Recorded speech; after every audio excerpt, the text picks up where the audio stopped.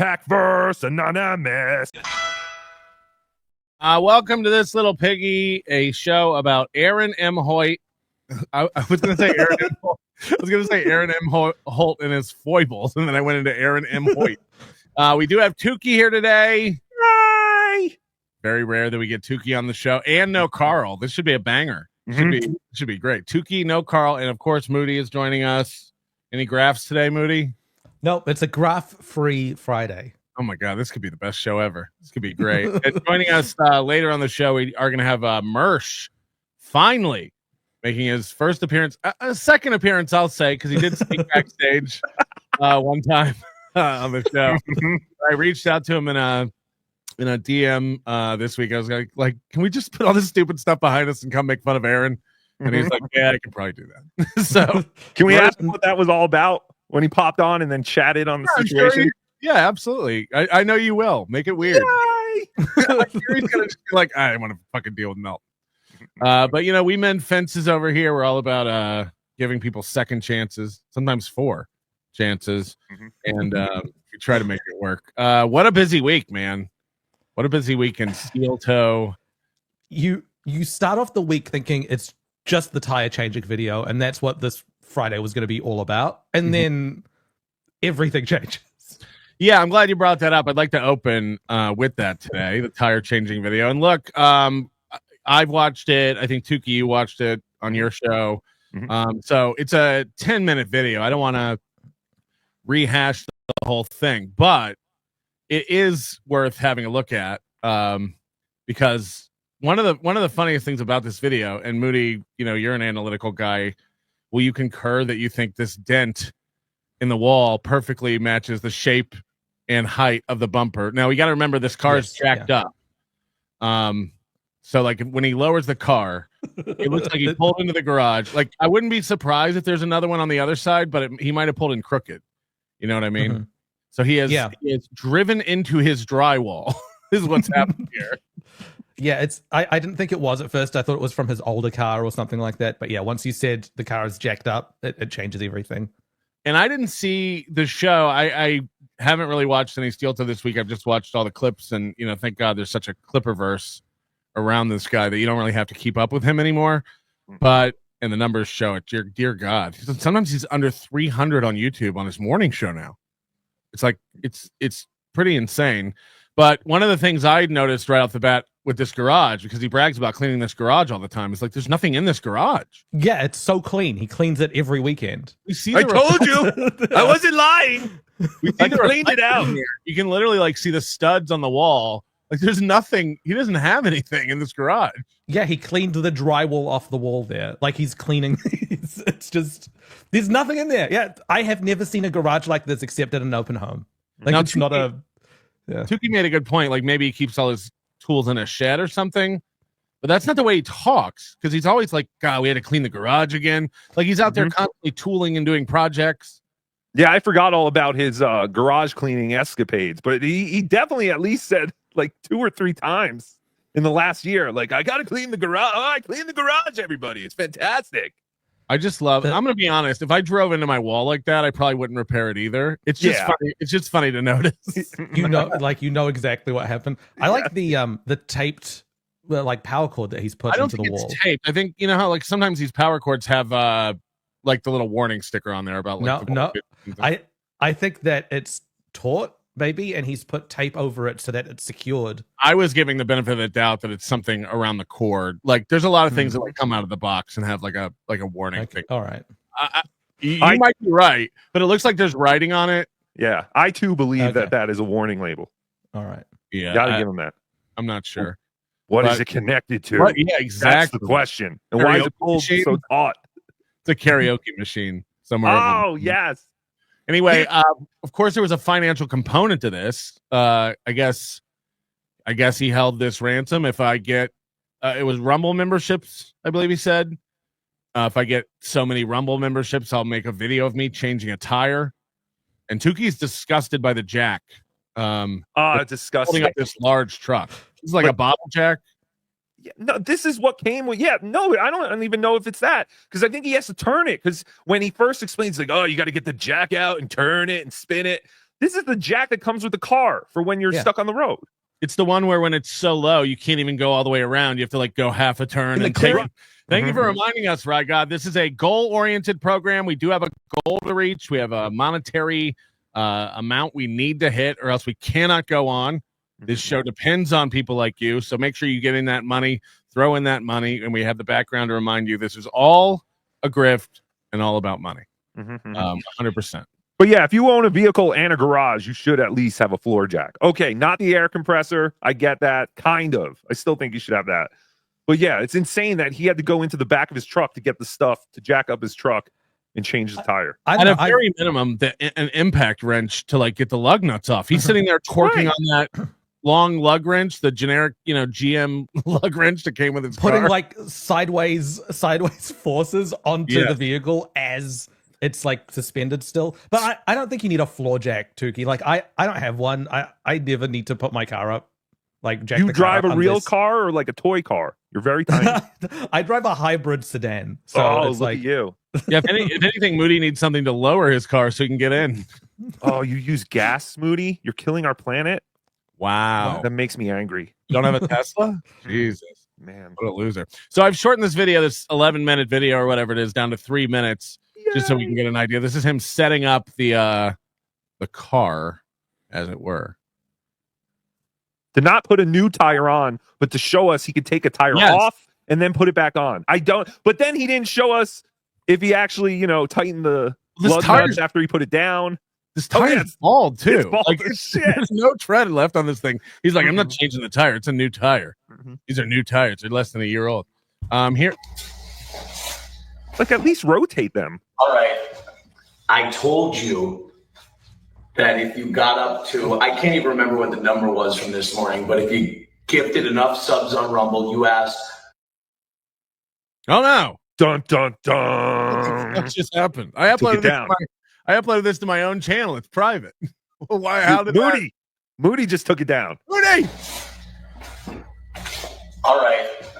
I told you that if you got up to, I can't even remember what the number was from this morning, but if you gifted enough subs on Rumble, you asked, would I prove that I can change a tire? Now, as humiliating as... Now, again, if someone said this on your show to you, hey, prove you can change a tire, you'd be like, oh, okay, and move on with your life. Right, exactly. Like, I'm going to have to do this now.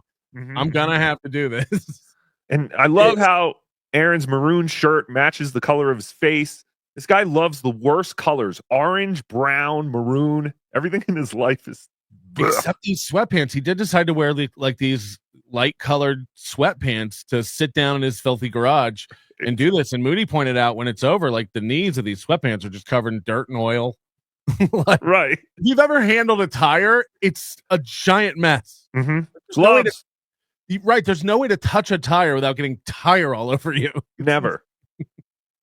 I'm going to do it under protest because, of course, I can change a tire. But because one time I didn't have this goddamn thing on me, I did have to call one time and have a tire changed. So, okay, fine, here's the tire changing video. Now, I've already jacked the vehicle up. This is not a how-to tutorial. This is literally me just proving to the smartasses in my audience that pay my salary that I can actually take off and put back on a tire. This is beneath me. It's humiliating, but this isn't a tutorial. It's not a how-to. So I didn't have to sit here and spin while I jacked it up. And I'm going to turn this thing off before I... What? See, he said, I already jacked it up so you didn't have to see me go spin. Like he does on his show. All he does on his show is spin. Go back and bring the vehicle back down. This is just the taking off the tire and putting it back on. Now this, the lug nut key for the specific rims that I have. Now remember, he used to call this a tire key until he was, mocked relentlessly about it. He said that like all the shops should have all the tire keys, which is insane. You know how many different types of wheels there are, and they all have their own patterns for wheel lock keys and stuff. So he's like, dude, they all have all the keys. Can you imagine what that wall would look like? I was missing the time I did need someone to come help with the tire. I have changed countless tires. It is not difficult. Are we ready? He's on his knees right now. Like, that's what's happening off frame. It's wild to be trying to put torque on the lug nut while you're on your knees. It's also been pointed out by everybody who's ever changed a tire, like, you loosen up the lug nuts while it's on the ground. Can you imagine if he paid his lawyer in a Stoney's gift card? These are worthless. Here we go. Watch this. Watch these not come off. Watch these be snug. Now I've made this faster so we don't have to sit through the time.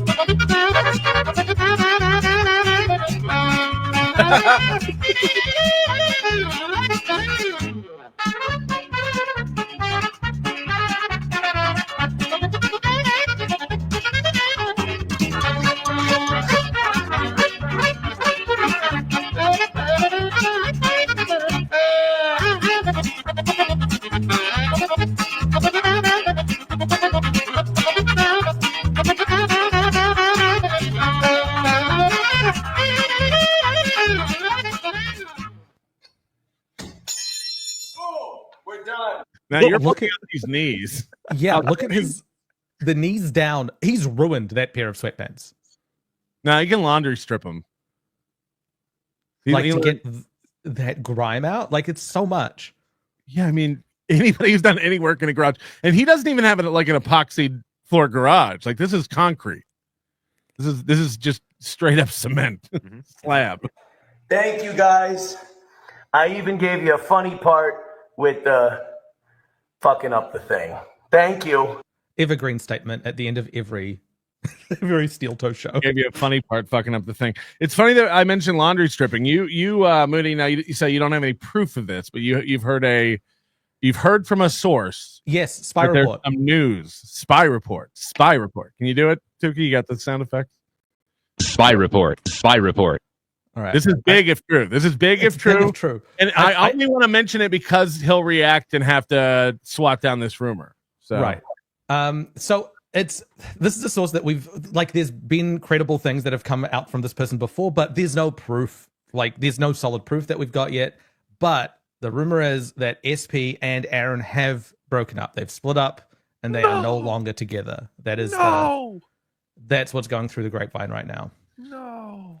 This would be big if true, because they did just go to Florida together. Like, can you imagine? I imagine when you take your first trip with somebody and you kind of, like, she spends the night, he spends the night. Mm-hmm. We know that. But you take your first trip with somebody and you're like in a room, not even a house, not even Airbnb. You're in a room with someone for 3 days straight. You learn a lot. Mm-hmm. Mm-hmm. Not just that, they went to meet her parents, isn't that right? Like, I thought they went there to visit her parents. I thought she said relatives, but I don't know who. But it could be. I'd assume parents.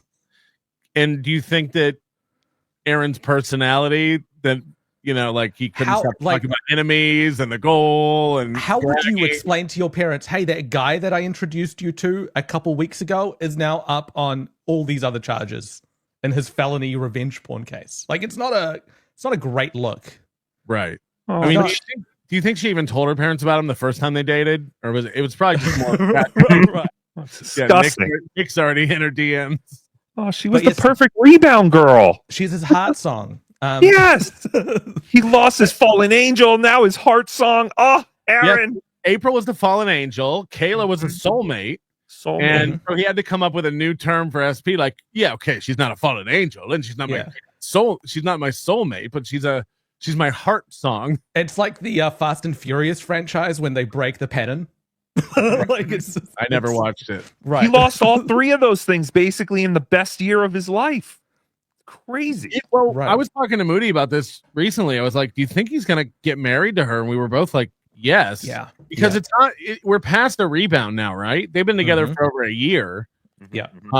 So I think that coupled with the vacation could have been some sort of wake up call for her. If this is true, if she really is gone, she probably is like, this town is full of a million like mid-tier nobodies and who don't have all this drama attached. What am I doing? You know, the fact that she's still referred to as SP a year later as a joke. Who's going to run the show now? I mean, that's what I'm thinking of. Who's going to give him tips and advice? And well, it would lend a little credibility because, you know, she would be the one in his ear constantly saying like, dude, your whole show is, you know, yelling at 𝘮𝘮𝘪𝘴 and Melton and 𝘮𝘮𝘪𝘴 and Melton. And you said you were going to move past this and like focus on the prize and like do, you know, get back to radio and all this stuff. We know that SP has never gone to court with him. I doubt she'll be there this coming Wednesday, the 25th. It's his sentencing for the revenge porn episode. And he talked about going camping. Now he has said recently in the past 2 weeks that he's gotten a text from SP live on the show, but I imagine they could still be friends. They could still. But he's also said that April was upstairs. Like he's lied before about breaking up with someone. It wouldn't be his first rodeo. He hides it until he has to admit it. He's like, this paperwork's going to come out that we're getting divorced, and everybody's going to find it. So I have to get ahead of this. Right. So how long before we hear about SP's smelly pussy? How long before we hear about what a horse-faced nothing she was? Moody doesn't touch weed anymore. He's scared of it. Yeah. Scared of weed. By the way, Moody, maybe on NLO soon we'll do this, but I found the video of you. I made these $20 to interrupt the show, and they're still just pouring in. I can't stop you animals. I found the video of, yes, us going to a mommy burger in like 2014 or whatever. Me in the car trying to explain to you what dropping a pin means. Yes. Yeah. I found that video, and we'll be able to share it very soon. Lots to talk about today. And before we get into the letter from mommy and the violation of court stuff, I do just want to go through. There's so much other stuff that I want to go through. This week, he said that he basically came out and said that Ashley committed perjury when saying that he was abusive to April. It's not his first time. What's crazy is these are texts, and we've seen them. It's not he said, she said. Exactly. These are things that nobody ever thought would be made public. This isn't testimony to a court. This isn't testimony to. This is a conversation between two women commiserating over a man who's abused them both. And he has tried to spin this so many different ways. I saw this clip with Ethan, Ralph, and Gino recently, and it's either Gino's just retarded and doesn't have a grasp of the situation. Yes, Ethan Ralph was trying to steer him in the right direction, but Gino's like, once they got divorced, April lied about being abused to Kiki to try to like get sympathy, and that's so pathetic that she did that. It wasn't until they got divorced when all these abuse things came out. This was 2022. These text messages alleging physical abuse on multiple occasions and psychological abuse from both of them, calling him a monster, he'll never change, he's selfish, all this stuff. And now it's just Ashley was lying about this. Yeah, there's nothing. Yes. Yep. There's nothing you can do to change Gino's mind about anything. He's convinced that he knows everything, that he's correct, and everyone trying to change his mind about something or offer new information doesn't know what they're talking about, and he'll yell essentially so that they can't speak. You can't get through. For someone who you can't change their mind, he sure does change his mind a lot. Now again, a year ago, Aaron was a piece of shit, and Keanu and Gino were both saying that everywhere. The only way to change Gino's mind. Gino came on this show and was saying what a freaking manipulative, lying piece of shit Aaron was. The only way to change Gino's mind about something is to piss him off about a new thing, and that would counter the thing that he's like. That kind of Aaron too, right? Like it's friends of convenience, right? It's whatever argument I need to make right now. That's whose side I'm on. We see it with Clippers. We see it with chat people. We see it with everything with Aaron. He'll grab somebody and This is about hats. This is not important. So this is Aaron basically saying that Ashley is a liar until April was gone, and then April was the liar, which is insane. Dub said, in my opinion, the April headbutting story is Amber Heardish. Well, what's interesting about that is that April never said headbutting. Ashley threw that into the story back when she was really pissed at us. April never said that. In fact, when we got the HROs, April was like, that fucking bitch, I can't believe she's making that shit up fucking. And what's crazy about that statement is, again, these are April's own texts. delivered to her on paper, printed out, screenshots of April's own text. And he wants us to believe April's reaction to that was, oh, that bitch is making shit up. These are April's own texts. How could Ashley make it up? It's not the text. So the headbutting was never mentioned in the texts, but the story that Ashley gave. Well, he said pressing up. She said pressed his head up against mine and pressing up on my neck so I couldn't breathe or something like that. He's pressed his head into mine, squeezed me, and whispered evil things in my ear, is what she said. He gave her a bear hug or something, like Andre the Giant. And that's how he explained it on the show as well. He said he held her like this and said, "Not in front of the kids, not in front of the kids." You don't do this here. But in like the paragraph explaining what the texts were about, Ashley said, April confided in me that Aaron was physically abusing her and headbutting her. So that's where the headbutting came from, Ashley's description. So I can see why there's no evidence of April ever saying headbutt. Right. But it was attacking using his head as part of the physical force. Like Chris Benoit. Back then I was like, yeah, fucking lying, blah, blah, blah. But now that everything's settled and I've heard everyone's story, I've heard Ashley's side of it, I'm like, oh, that is manipulative. You're right. So somehow him getting an HRO from Ashley was April being manipulative. Like it just gets, again, it's whoever he's friends with currently is the right person. Whoever will co-sign whatever his current story is the useful idiot. It was also great because the HRO actually brought me and Ashley together. We are so close now. We're fantastic. Yeah, that HRO was the best thing that happened to me in my life because it led me to realize that April was not the best choice for me, and I could spend time with my kids and find SP my heart song. Like that's how he looks at it. He only talks fondly about the first wife now. He used to talk shit about her all the time, but now she's the best, you know? I didn't realize what I had till it was gone, but oh well. And then when she was gone, I realized how amazing Ashley is, and I probably should have never let her go. Oh, SP's here. Never mind. Right, not this one. It would be interesting if SP is gone, if he has to go back on the dating scene. Like, can you imagine much like Chad has to call every comedy club he works for and get ahead of the trolls? Like, do you imagine Aaron has to have that conversation with like he's on Tinder, he matches with a girl, he's like, now look, before I give you my name, I gotta tell you, there's a lot of stuff out there about me. You're gonna read a lot of things, you're gonna see a lot of court documents. He's going to do like Stuttering John does. Did you hear? Stuttering John makes a promise with the women he meets online. We won't Google each other. Right. Immediately Googling the other person. Do you believe all of Stuttering John's cachet is I'm Stuttering John from the Howard Stern show. So like, how could you tell? He's going to have to tell a woman that. He wants to make it a surprise. I think he wants it so I don't know if she's in it for my money. So, wait until the third date and then he'll go, you know what? I got a secret. You've been secretly dating the former host or the announcer to the Tonight Show. Honey, before you order another drink, let me tell you how lucky you are. Right? Then why are we at Arby's? So Aaron might do the same thing, right? Like, look, you're lucky to be getting together with me right now on the ground floor right before I go back to radio. I'm about to be a pretty big deal in this town. There's no good result really apart from indifference. Like if the person sees that and goes, "Oh, that's terrible. I don't want to be part of this. That's bad." Right. If they, that's the reasonable, that's the reasonable response. If they look at it and say, "I can fix you. These people are wrong," that's a more dangerous person to have around you. It's the SP, one that goes, right? "I don't care." That's SP, right? She's been watching all this from afar before April left, and then she jumps right in to be a part of it. It's like that's a red flag on her. Like, this is going to be great though, because we're going to hear about every date before he goes on it at least. And then if it goes bad, we won't hear about that anymore. And then we'll hear about the next one, the next new chick. And if that goes well, we'll hear about how great it was.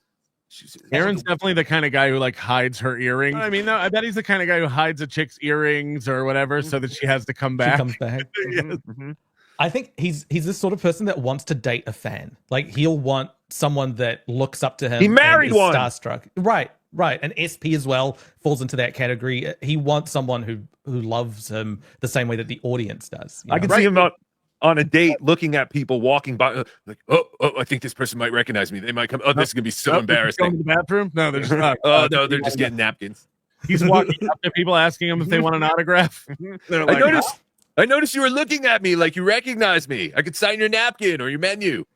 I'm just trying to eat. Won't you leave me alone in public? Jesus. With this beautiful lady. I'm just trying to have a good time. Won't you people leave me alone? Oh, I'm so famous. I wish I could have a normal life. I wish I could go out. This is why I have to order gas station at home. As seen on Fox 9. Yes. Yeah, Fuck, I bet he sings karaoke to them. He has to like show off his Nazi coin on the first date. Well, before he got with SP officially, he was talking about how hot his neighbor's wife was. Right. Like True. There's a lot of that stuff. He gets pent up and starts. I don't even think it was before he went with SP. I think it was in the beginning. Like, in the beginning. Yeah. Did I ever tell you my best friend has MS? That's pretty great of me, huh? Yeah, most people don't want to bother with him. He is kind of annoying, cries a lot, but you know, money. I'm there for him sometimes. So. Yep. And he's there for me sometimes. Does he have to go to the hospital for his fucking legs? One thing we did get more of this week is, of course, the fallout of the Keanu Gabe Hoffman interview. Last week, building up to this, and I wasn't on the show last week, but I'm sure you guys covered it extensively. He was teasing this thing all week long. He said he knew what was coming out. He had to constantly do this. And like, I can't tell, but it's going to be big. Wait until he was edging himself. We're 24 hours out. We're 12 hours out. I can't give any specifics about what they're going to say. I know what's coming and it's good. Like it was right. He knew what was coming and he was excited for everyone to hear it. Nick's definitely getting his shit pushed in on this one, guys. You're not going to want to miss it. So this week he's had, several days to think about this. And this is a new assessment that he has about what happened with Gabe Hoffman and Keanu. I always click the StreamYard window instead of the actual. It's on the Gabe Hoffman disaster. I think if you didn't know anything about the subject matter, it was a good little like intro. But the way 5 hours, it was absolutely not a good intro. If you didn't know anything about the Nick Rekieta stuff, he starts off talking about Ethan Ralph. That's not good. Like, you want to maybe introduce who Nick Rekieta is to people who don't know him. It's not a good intro. And this wasn't supposed to be an intro. This was like, guys, you've heard all this stuff about Nick. Wait until you see what you haven't heard. This was supposed to be all new stuff. Mm-hmm. That's all. Like, he had some new stuff that people told him. And he did get his subject to snitch on themselves and admit to something, but he oversold it a bit. Now, again, Nick did come out and tell the story that we wouldn't have heard about the choke slamming of his kid in a chiropractor's office or something. Yes. I thought it was a casket match. Nick didn't admit to that. He said this is what they're going to say. But in Aaron's mind, he's like, Nick came out and admitted he choke slammed his kid. I just want to get the facts straight. Nick didn't admit that, correct? Unless I missed something. I didn't watch the Keanu thing. He didn't admit to it. He just said they're going to say this. Mm-hmm. This went up to CPS and they didn't find anything credible. He admitted to the allegations. Right. I know he and Keanu are fighting now. That's what Keanu wants. Keanu is starved for content all the time. So if she has someone that she could just play their videos and just look at over and over again, like she replayed this little Piggy thing maybe like for 5 or 6 episodes. It was 2 weeks. Yeah. Oh, darling, it was 7. Every thumbnail was Rekieta. And I imagine she's still pulling like 2,000 live viewers, right?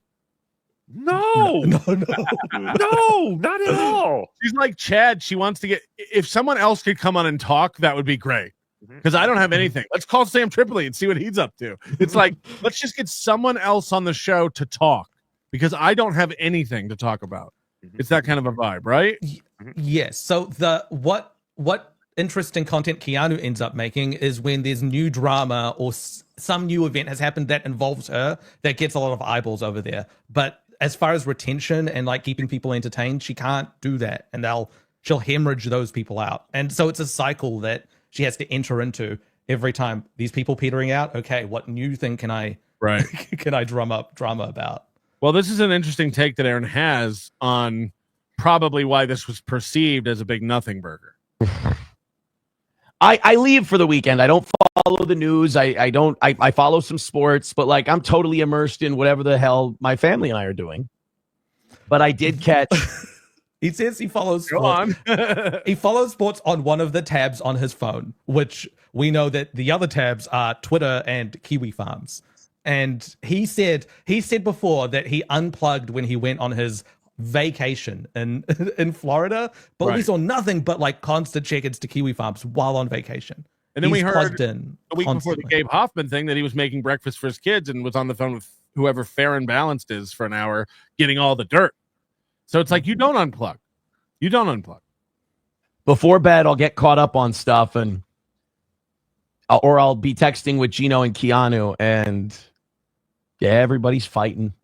Everybody's mad at each Is this funny that he's in bed and he's texting Keanu and Gino? Think about where his life was 2 years ago and think about where his life is now. It's like bedtime. Wonder what Keanu's doing. You up? You know what I mean? Like We saw that picture. We saw that picture of him lying on his stomach with his phone out, with his legs kicking up in the air. Yeah. Like a tween girl. I thought he just oversold it. He oversold it.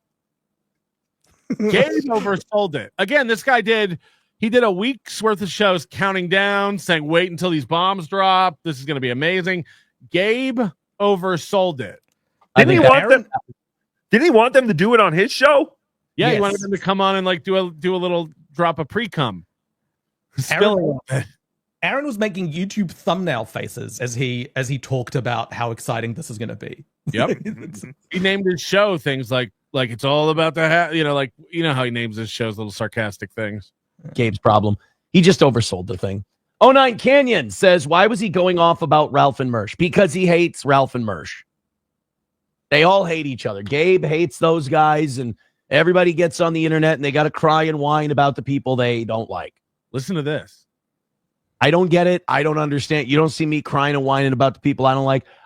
You don't see me crying and whining about the people I don't like. He doesn't get it.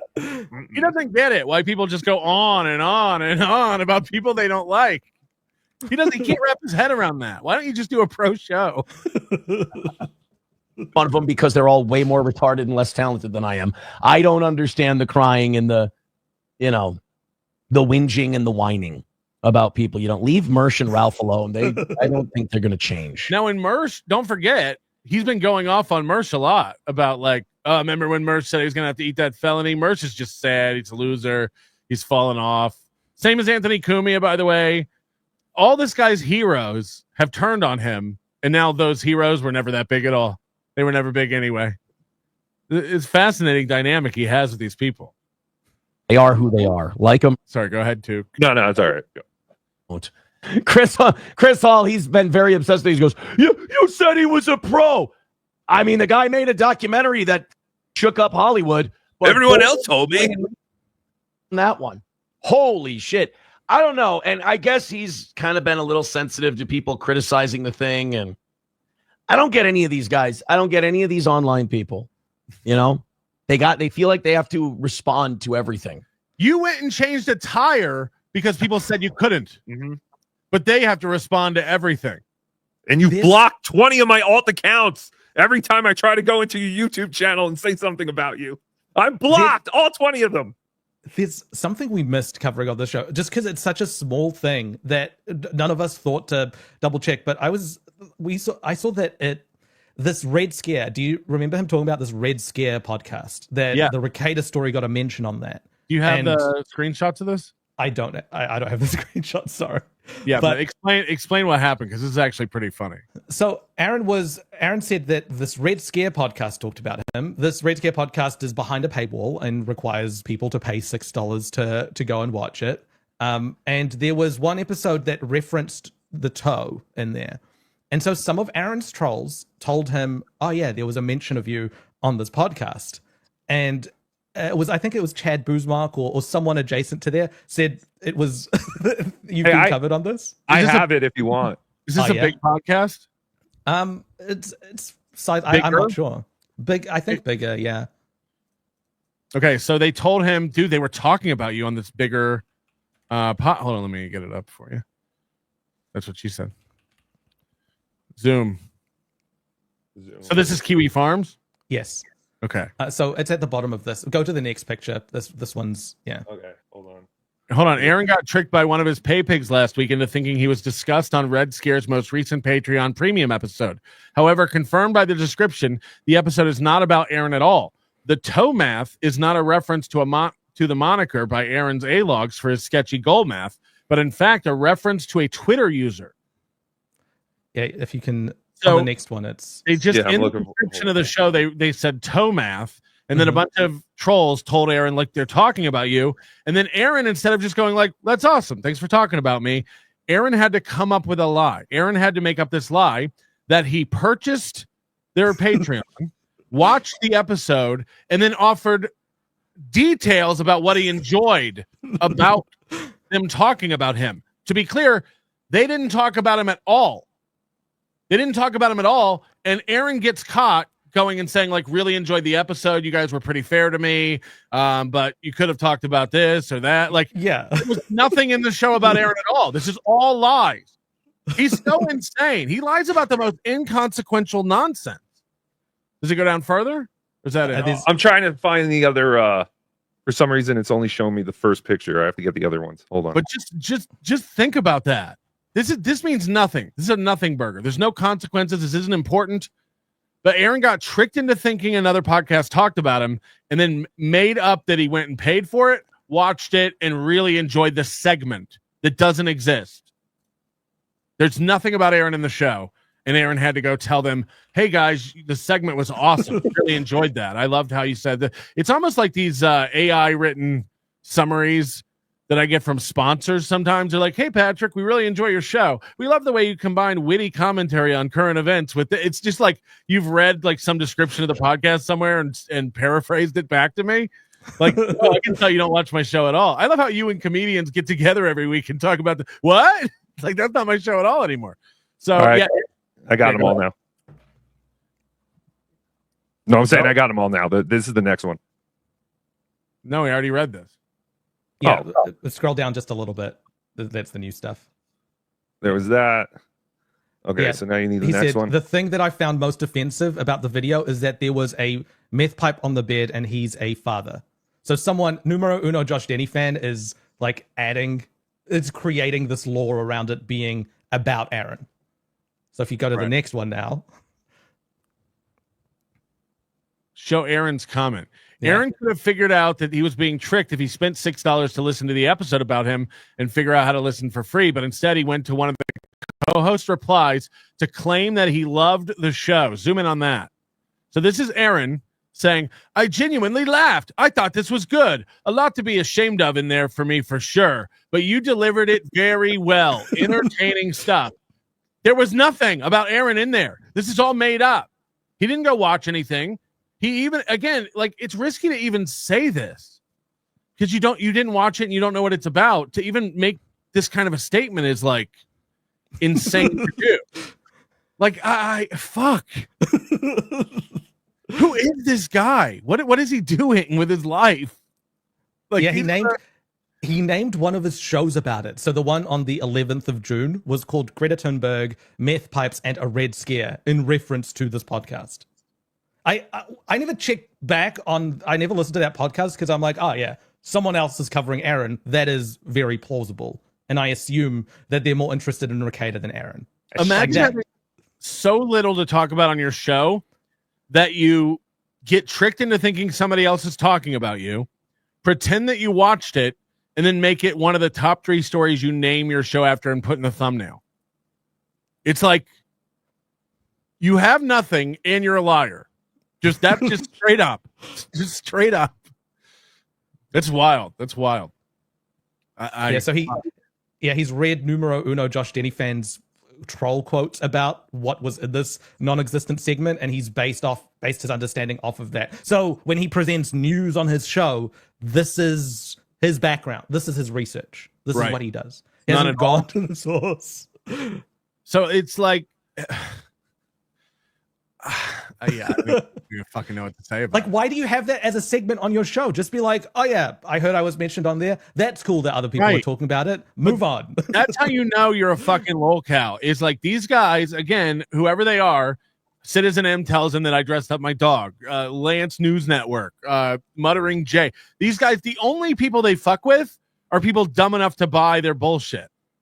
Muttering J and Lance and these guys never email me scoops. And if they did, they just get deleted immediately because I know what you're doing. Like, I'm too, like, no offense, but I'm just too smart to fall for your shit. So they don't even try. But Aaron latches on. If it's about him making his enemy look stupid, Aaron latches onto it immediately and runs with it. And again, running with it would be one thing. Him going over and telling them thank you. I enjoyed it. I genuinely laughed. Genuinely, Aaron? Did you genuinely laugh? Right. Nothing. What was your favorite part? That was your favorite part of the episode. Right. Oh, I mean, obviously, when they were talking about me, I mean, you know, this old dog sure did learn some lessons. I mean, there are some things I definitely have to be ashamed of, but we live and we learn. That is what he said. Like, I remember listening to this episode of Steel Toe. He was like, my only criticism is that they didn't go hard enough on Aaron. They left me out of a lot of the story. It was so focused on Nick. Next time, ladies, you got to dig into the toe a little bit more. Like, that was his response. And again, that's risky to do, right? When you haven't seen it. Right. Like, because you don't know, like, if they really did talk about him, they could have not talked about what you're saying they talked about. But he just guessed. Again, like AI hallucinating. He just guessed what the conversation would be about and then commented on it. Yes, that's what he does with all news shows that he looks at. He reads the headline, and if he's going to read the article, he reads it directly on the show for the first time. He doesn't do any sort of research or anything like that. So I don't know what he means by show prep other than just loading a bunch of links he's never seen before. Well, you don't understand what it's like to have a fast-moving show that's constantly growing. Just in case you want to know where he's at this week, it's time for our weekly recap of the numbers. How is Steel Toe doing, and how are other people doing compared to Steel Toe? He's the only show that lets you know how many people are watching, how many people on average he has. And there's an interesting comment in here about that. This is AI, right? Because like he famously doesn't talk about people he doesn't like and what they're doing. I don't understand. I don't understand that. No, he doesn't get people. He doesn't understand these online people. Thank you guys so much for. Sorry, go ahead. No, Tookie doesn't understand. I guess Monday and Tuesday we didn't have goals. Why was that? Monday we didn't have a goal because of the $500 accidental donation on Friday that he guilted his listener into letting him keep. Instead so he of did keep that. Okay, yes. I wasn't sure if he kept that. He said when he got that $500 on Friday, he said we won't have any goals Monday or Tuesday. Now on Monday's show, he said no goal today, and tomorrow we'll have a small one. So the 500 didn't last as long as he thought. You know, but imagine being that guy who accidentally sent the 500. It's like, oh, great, I'm not getting back, and now I'm the reason you don't have to beg for money. My mistake is the reason you don't have to beg for money anymore. Yeah, this guy apparently meant to donate $2, and somehow accidentally sent in 500. I don't know. And again, I would make fun of it if Panhandler hadn't done it to me. I think Panhandler said he meant to donate $100 instead of $1,000. The slider goes up to 500 on Rumble, so he went to the maximum. That's some class. Yeah, have some class though, Aaron, and give him back the $500. No one was purposely sending you $500. Come Aaron on. Said I get 400 of that, so I'll refund 400. Oh, you eat it. Okay. Fucking take care of these people. These people, you literally said, these are the people who pay your salary. Right. You know what I mean? So it's like you're going to really penalize them for when they fuck up. Like, if I was this person, I would never donate again. I'll let you keep it, but you have to change another tire. Huh? Deal? Yeah. Being so cool. This week has been incredible. It's like a week off where we just do a show. It's I love that. Yeah, dude, this week has been crazy. It's like where we just do a show. Because the guy fucked up. That's why. Oh, I get a vacation now because this guy accidentally gave me $500. What a fucking asshole. Well, I guess I'll just go on anyway, even though I really don't have to. Which also doesn't make any sense. You don't want this back, right? I'll give it back, but you don't want it back, right? That would look petty on your part. He said it before, but he says that the goal is the worst thing in his life right now. Mm-hmm. That's the worst part of being aaronimholte. Facing a felony charge. Yeah, that's the worst thing. Yeah, he's admitted that he has nightmares and night sweats and wakes up when it's full goal and dreads getting out of bed. Oh, goal. Oh, God. Oh, God, it was all a dream. Sometimes if I didn't have Keanu and Gino to text, I wouldn't get out of bed. But thank God they make me rise. All right, where are these numbers? I'm true. Great numbers today. Thank you very much. We averaged about 820. Can you imagine knowing your average? Ugh. This isn't you're a Kevin metric. Brennan. This isn't a metric that's in the YouTube backend or anywhere. An average. No, Streamlabs sends you a thing, and they tell you like where Not you while you're peak. on the air. No, not while you're on the air. It's after you go on the air. But He's telling you what his average is today. oh, he was saying now. Okay, Yes. Tookie's very stupid. He'll say average, but he'll be like, this is a general vibe. Like he'll have looked at his numbers a few times and he'll be like, it'll be something around there. And add this. Right. Hey, I'm happy with that. I mean, that was our peak not too long ago, and now it's our average. So I appreciate everything you guys do for this program. Not that who cares about this information besides you? Like, who else would care? Why is he giving this information? It's supporting his own ego. It's insane. But also, it's not true. When April was on the show with him 2 years ago, It would 2 have and a bit years 1,500 ago, total. it would be 800 average and around 1,000 or a little bit more peak. Yeah. Fun On YouTube angel. alone. On YouTube alone. Just YouTube. Yeah. keeping score or anything, but someone sent me a. He's not keeping score or anything, even though he's the guy who gives the score more than anyone. He's the only one who gives the score. He's the only one who keeps the score or cares about the score. Yes. Right, so. He said not keeping score or anything, but Rekieta averaged 805. He said someone sent me a screenshot, which is not. Someone sent me a screenshot and Rekieta averaged 805. Can you tell an average from a screenshot of a live show? Not Yes.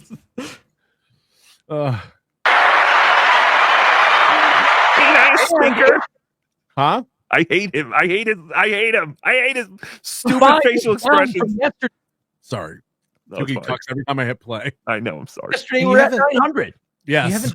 You haven't been around to comment on his bottom right tooth missing. So No. there's a tooth missing from both sides on his bottom row now. What's he Both doing? his canines are missing. Did he carry that tire iron in his mouth?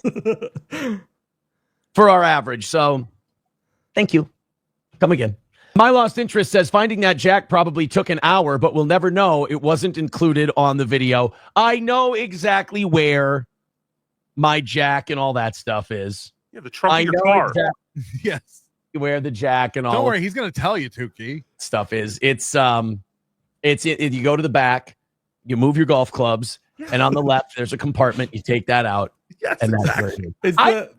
He needs to pray. He's like, you move the golf clubs, you get the world's best dad trophy out of the way. You get the judge saying you're one of the best cases of revenge porn I've ever seen. You get that notarized thing out of the way, and then you open the panel that has a picture of April like drugged out in the middle of a coma. It's a live stream to how terrible her life is. You move that out of the way, and then there's your check. You move your semen air freshener. Everybody I know who has kids, their entire car is filled with kid shit. The trunk, Right. the back seat, all of it.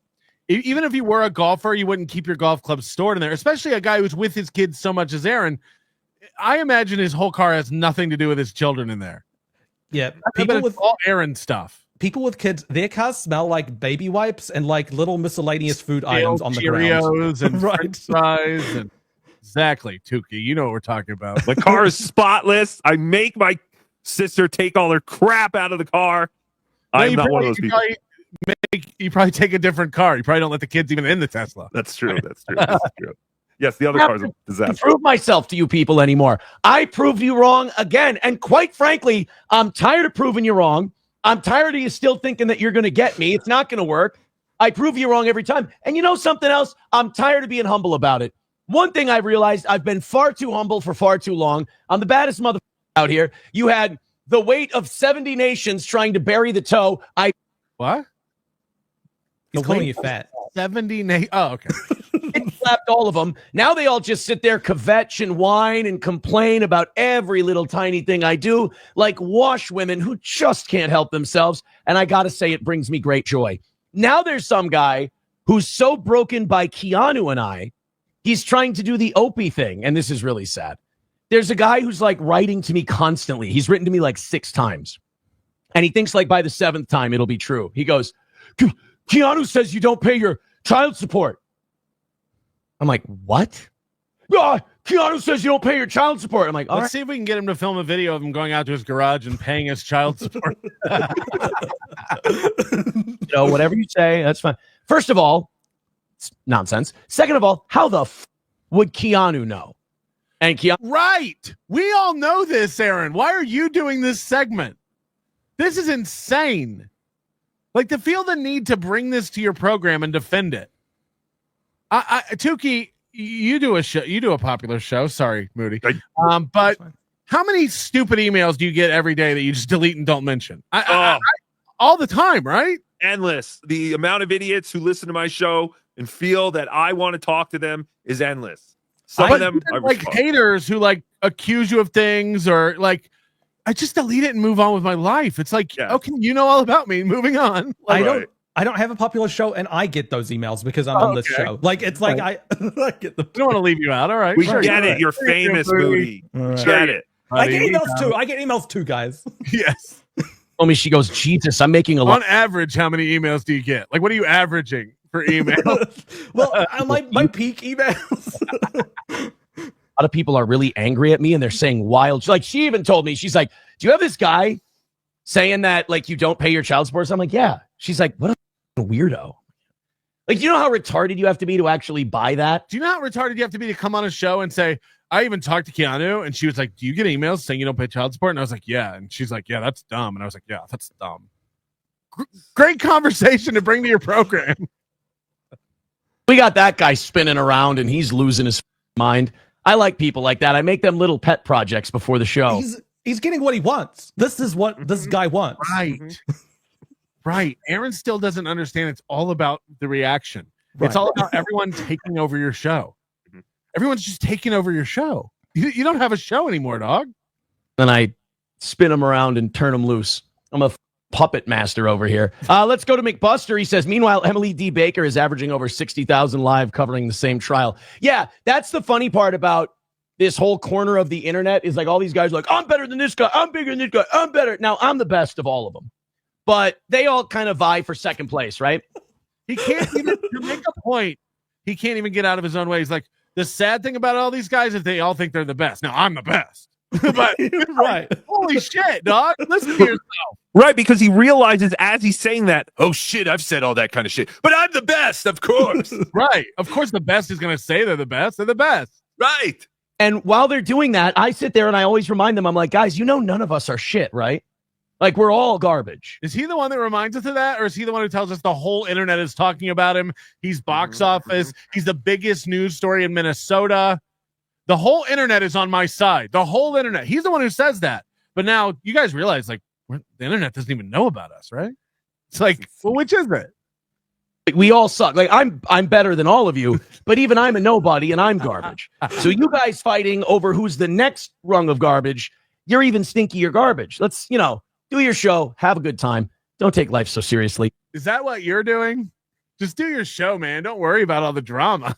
You'll never make it out alive. All right. As you can see, I'm on one tonight. I'm ready to go. I'm fired up. Let's have some fun. Doom Clone says, Gino said some wild shit about April. All right. I don't think that's important, but it just more insanity about the numbers and how he's the best. But other people who say they're the best are pathetic. They don't realize the scope of the internet and how they're inconsequential they are.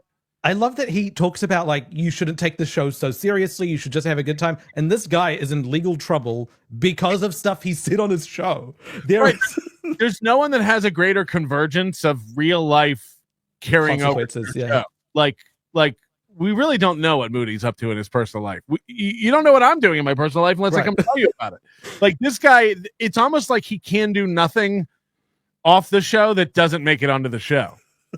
Almost like there's so little to talk about. He makes up that a podcast talked about him and has to tell you every little detail. Like, there's a guy who's emailing me, and I even talked to Keanu about the guy emailing me. Oh man, it's like, he's got the time to go and listen to that Red Scare podcast if he wanted to. He just didn't. He didn't have the $6. It's all going to the pizza fund right now. He can only support one show at a time. Speaking of numbers, let's get into the numbers. We do have a goal to hit, so let's see how we're doing on that. Well, we've heard Kiki call Aaron a dweeb, a dork. So I don't think she has some attraction to Aaron, and Gino's probably not going to Look, he's sharing her with the door guy at the stand. I don't think he's gonna. I was telling this to Tookie before we started the show. There is now a possibility that ToeFest 25 is not going to happen because Aaron will be in jail. Like, that's a possibility. It's a possibility. Like, it might happen. We'll get into that. Yeah, again, why doesn't he ever play the clips of the people crying? He said that I was crying recently. It's like, fuck. Why would you not play that? Have the show Patrick Melton cry. It doesn't exist. The one where he made Johnny cry. Yeah. And then he tripped over the cable. Oh, yeah. I forgot about that. Johnny. Hey, I cry, all right? Okay, I cry. I know. I'm the guy who cries.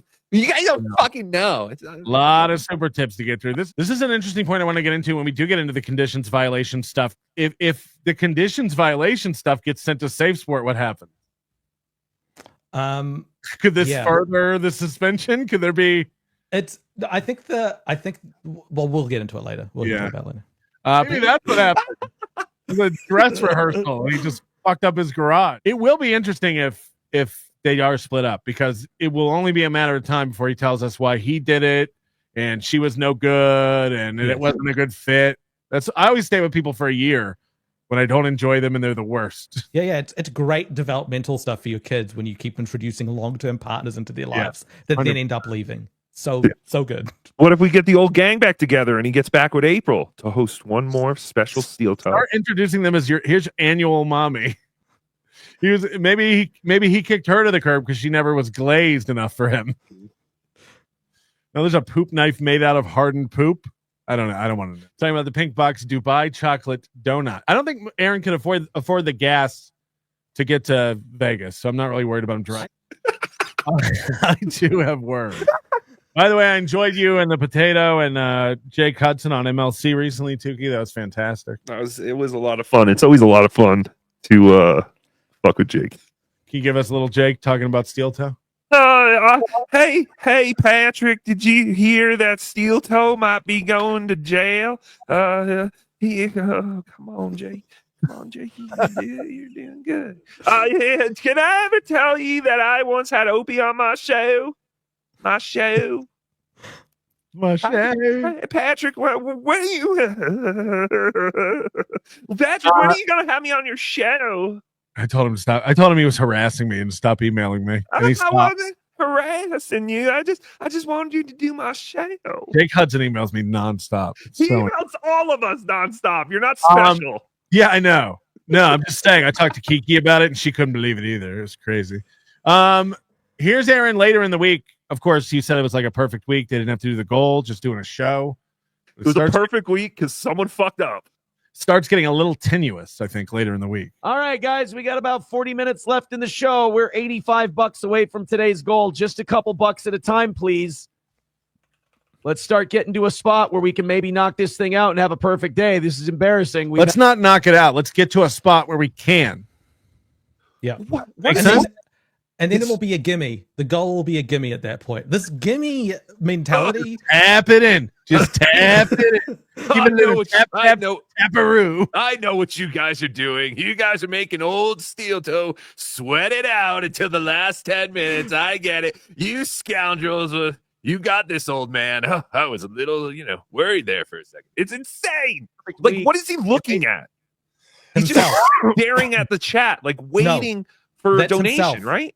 He's looking at himself there. Yeah, he's watching himself. That's what's on that monitor. When he looks that way, he sees whatever is up on the screen right now. Right. He's seeing what we are seeing. I look remarkably cool. Crazy. And we are fucking faltering at the finish line. By the way, it wasn't a week of no goals. There is a goal. He's just been hitting the goal. So he's calling it a week of no goals, which is nuts. Throw in a couple of bucks, another win for the toe, blah, blah, blah, blah, blah, blah, blah. Okay, I love that. He can't even read the script now. He's yada-ing. Pretty please, thank you, cherries, sprinkles. Let's get the win, please. He's so entitled. Praline peanuts. We don't have to be dropping, we don't have to be dropping $85 at a time. Let's just all drop some gifted memberships and let's call it a win. Tim Bullinger with $1 says this show is the best at coming up with fun competitions to give you money. Shout out Tim Bullinger. And of course, in typical Steel Toe Nobody look at any other show but me. Stay in my delusion dome. This is what Aaron does with Tim Bollinger, who's clearly trolling here. Yes, absolutely. Tim, thank you. I knew you'd come around. Tim's a big steel toe guy. Tim's a big steel toe guy. Got him. Tim used to be a big steel toe hater. Now he's like one of the biggest steel toe fans there are. I love Tim. I think he's great. Who? This is like when you were yelling at Chris Hall a minute ago. And again, not to diminish the fans, but like Tim Bollinger came to Hackamania. Tim Bollinger's a big supporter of NLO. Who? I don't know Tim Bollinger from shit. He could be a mass murderer. He pretends like they're friends and they golf on the weekend. I know who Tim Bollinger is. He's one of Aaron's puppets that he just spins around and like makes him get the lols from him. That's who Tim Bollinger is. Is this the lols? When Aaron constantly talks about how he makes like the haters his like little lol cows and his puppets, and at least put on a puppet show. Show us my lol cow. Make it funny. Instead, he just says that's what he does for his own amusement and then moves on. All of you are my lol cows. It's like, okay. I don't think you know what any of these words mean. I guess this was this morning. I hadn't seen this. This was this morning. Him, again, for a guy who's not worried about anything, he's getting pretty hostile. And I guess today he's had it with all of YouTube. For some reason. Hey, YouTube, I'm going to let you go. We've got links that we got to get to. They're starting to pile up just a bit. The first one is from Miss Tay, and it's titled I'm Retarded, so I'm sure it's going to be great. Let's cut you guys loose. You're fucking awful. You guys are terrible. You're going to go over to Rumble. Let's have some fun. See you later, guys. Sorry if you're seething. I just always whoop your ass. I don't know anyone who's the best in their field who never shuts up about being the best in their field. You know, it's like can you imagine an Olympic podium where the person on the first place position keeps looking at the second and third place like, you guys, I don't know what's wrong with you guys. I just keep on winning. Look at you with your silver and your bronze, just losers. I mean, I'm the number one if you haven't noticed. It's almost like he's acting like a professional wrestler, but Aaron has always told us he hates all this professional wrestling stuff. Is he wearing a wrestling shirt right now? Yes. Hey, you're gonna be okay without me. You'll be all right. Are you going somewhere? He thinks he's cute. All right, let's say goodbye to those guys. They are, oh God, I really made them seethe today. They are, they're just not happy because I guess I don't know what they want from me. They're really seething. Proceeds to seethe. It's like, God, do you see how they're seething? God, they're seething so much. Well, Aaron has always said that the YouTube chat is very, against Aaron. And then he pretends that the Rumble chat isn't, even though it's basically the same people. It's crazy to me because he has banned everyone from YouTube. Again, Yes. by the way, he just undid it 3 or 4 weeks ago, but now they're all banned again. So it's highly curated, and they still get to him. Mm-hmm. Like, that's what's nuts. It's like you've gotten rid of everyone who makes you feel and gets on your nerves, and then they're still getting on your nerves. I wasn't kidding when I said he's blocked about 20 different accounts I've made. Somebody in the chat says his YouTube chat actually goes backwards. Yes. Supposed to have, until I'm beheaded, they'll be like, "Oh, Steel Toe got away again. They didn't behead him." What? He's had this narrative for a year that we want him to kill himself or die. Again, I don't even like Ski Mask, and we don't really talk about Ski Mask on my show, but it's sad that a 30-year-old kid died. That's sad. A lot of life left. It would be sad if a 38-year-old father of 3 died.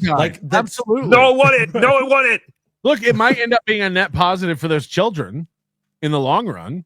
I'm not going to even dispute that. But if Aaron died tomorrow, it'd be sad. At least it would be an end to their embarrassment. It wouldn't just keep going on and on and on twice a day sometimes. That's a young thing. He's in the best physical shape of all of us. Sorry, guys. I feel bad. ? I don't know. Let's go on to these links. Here we go. Nova says truth and honesty is what people want, but you aren't capable of that. No. reality isn't what you want it to be. Therefore, I can't be telling the truth.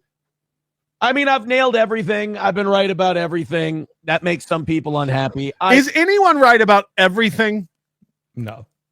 How could that happen? You know, I'm supposed to be in jail. You're supposed to be reinstated at Safe Sport in 48 hours. I don't know if you're right about everything.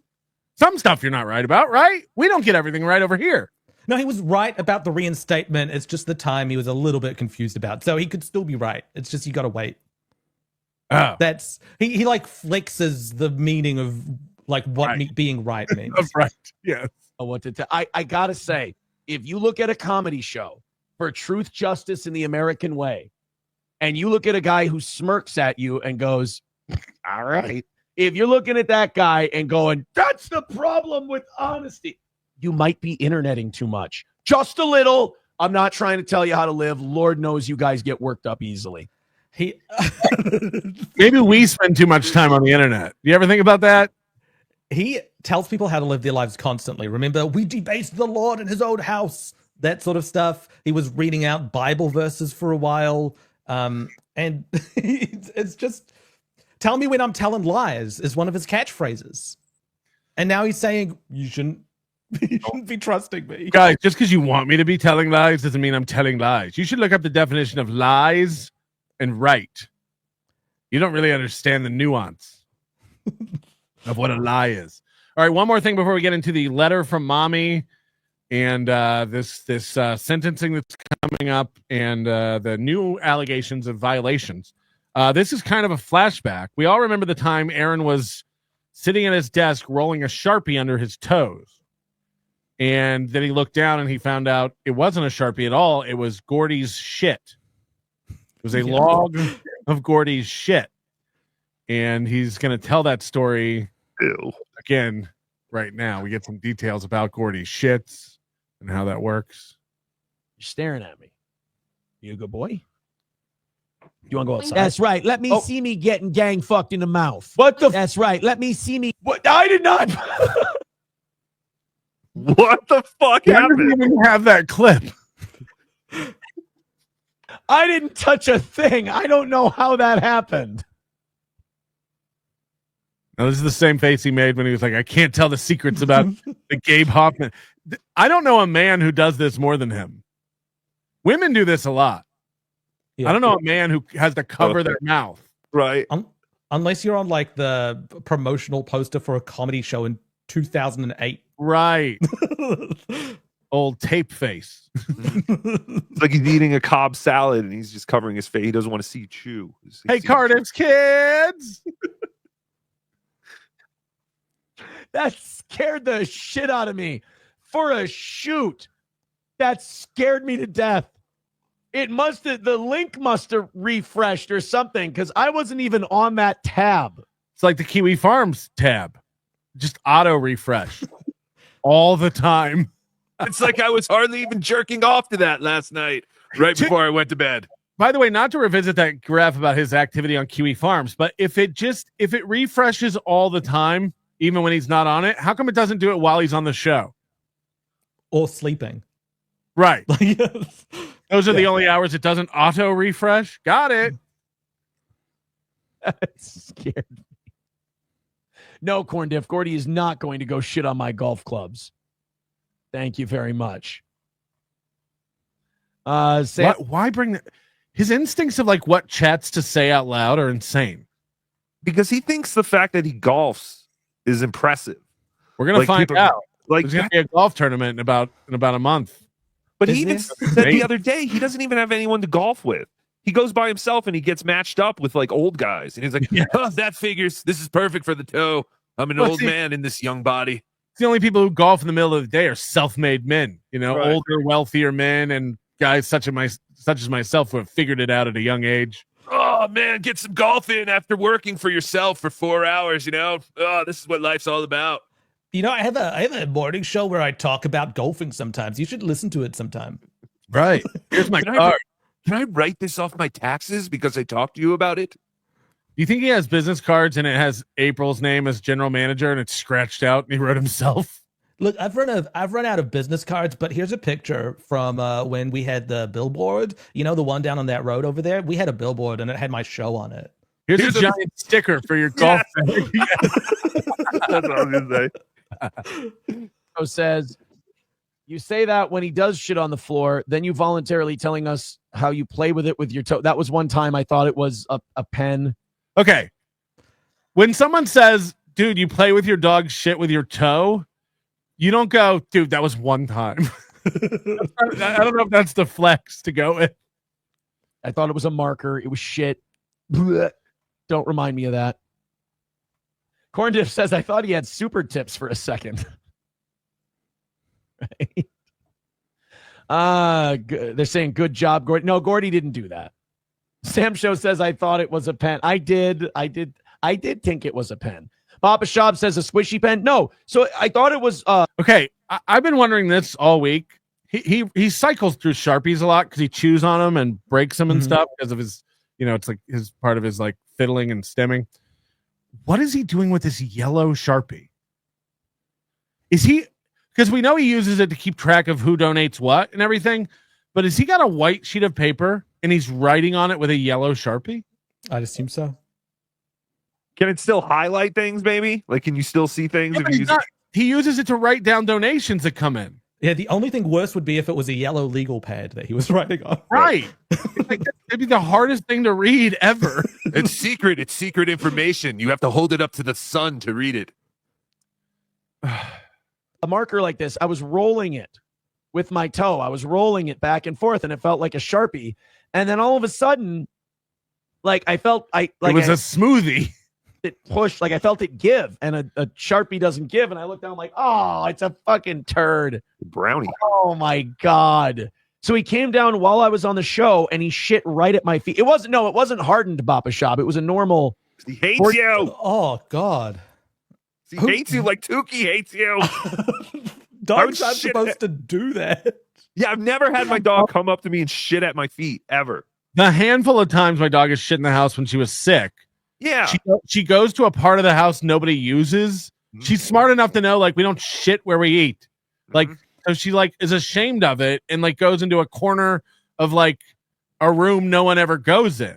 Like, she doesn't shit under my desk at my feet. This dog shit in his bed, don't forget. Multiple times. Or they shit in front of the door because they couldn't get out or something like that. The only time my dog has shit in the house is when we came home and there was diarrhea next to the door.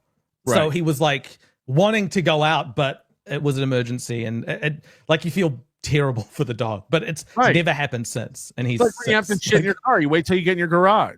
Yeah. Doing the show, and this is where like I can't blame him. Like if he shits by the door where he goes outside, or if he shits like where I'm sitting, I can't blame him because that's my fuck up. He tried to get my attention. He tried to go outside. You shouldn't have a protocol for if your dog shits in the house. If like it you've happens had to all the set time. up, it happens a lot. If you've had to set up rules and things that you need to do when your dog shits in the house, it's happening too often, and you have done something wrong. Get a dog door. Let the dog go in and out as it pleases.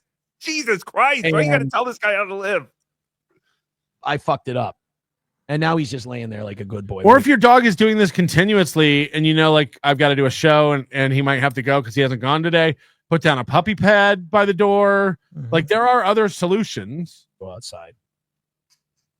Corn Diff says he played footsie with a soft turd and thought it was a marker. It's almost like it's too late because this dog will have shit in the house so much that the house will smell like shit and piss to him, and he'll be like, oh, this is where we go. Like, this is where I'm supposed to go. It's fine. Rusty Grammar says you couldn't smell it. Dude, I don't know if you know about Chihuahua shits, but they're very small.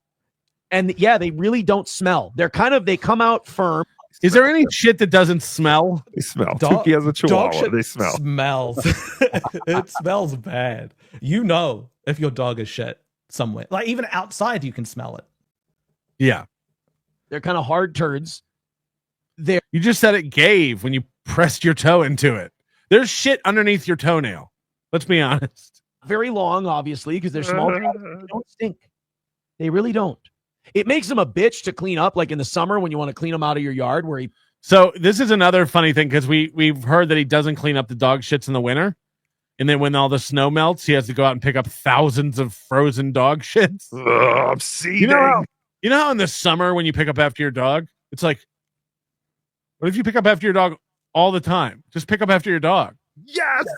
Like, because they're very small, and if the grass grows a little, they can kind of conceal them a little bit. Miss Tay with $10 says, Gordy is my favorite toe boy. I love that no one knows how to spell Gordy because he spells so weird. That's Jordy. Yeah. At $93. I think that's going to put to bed the competition for today.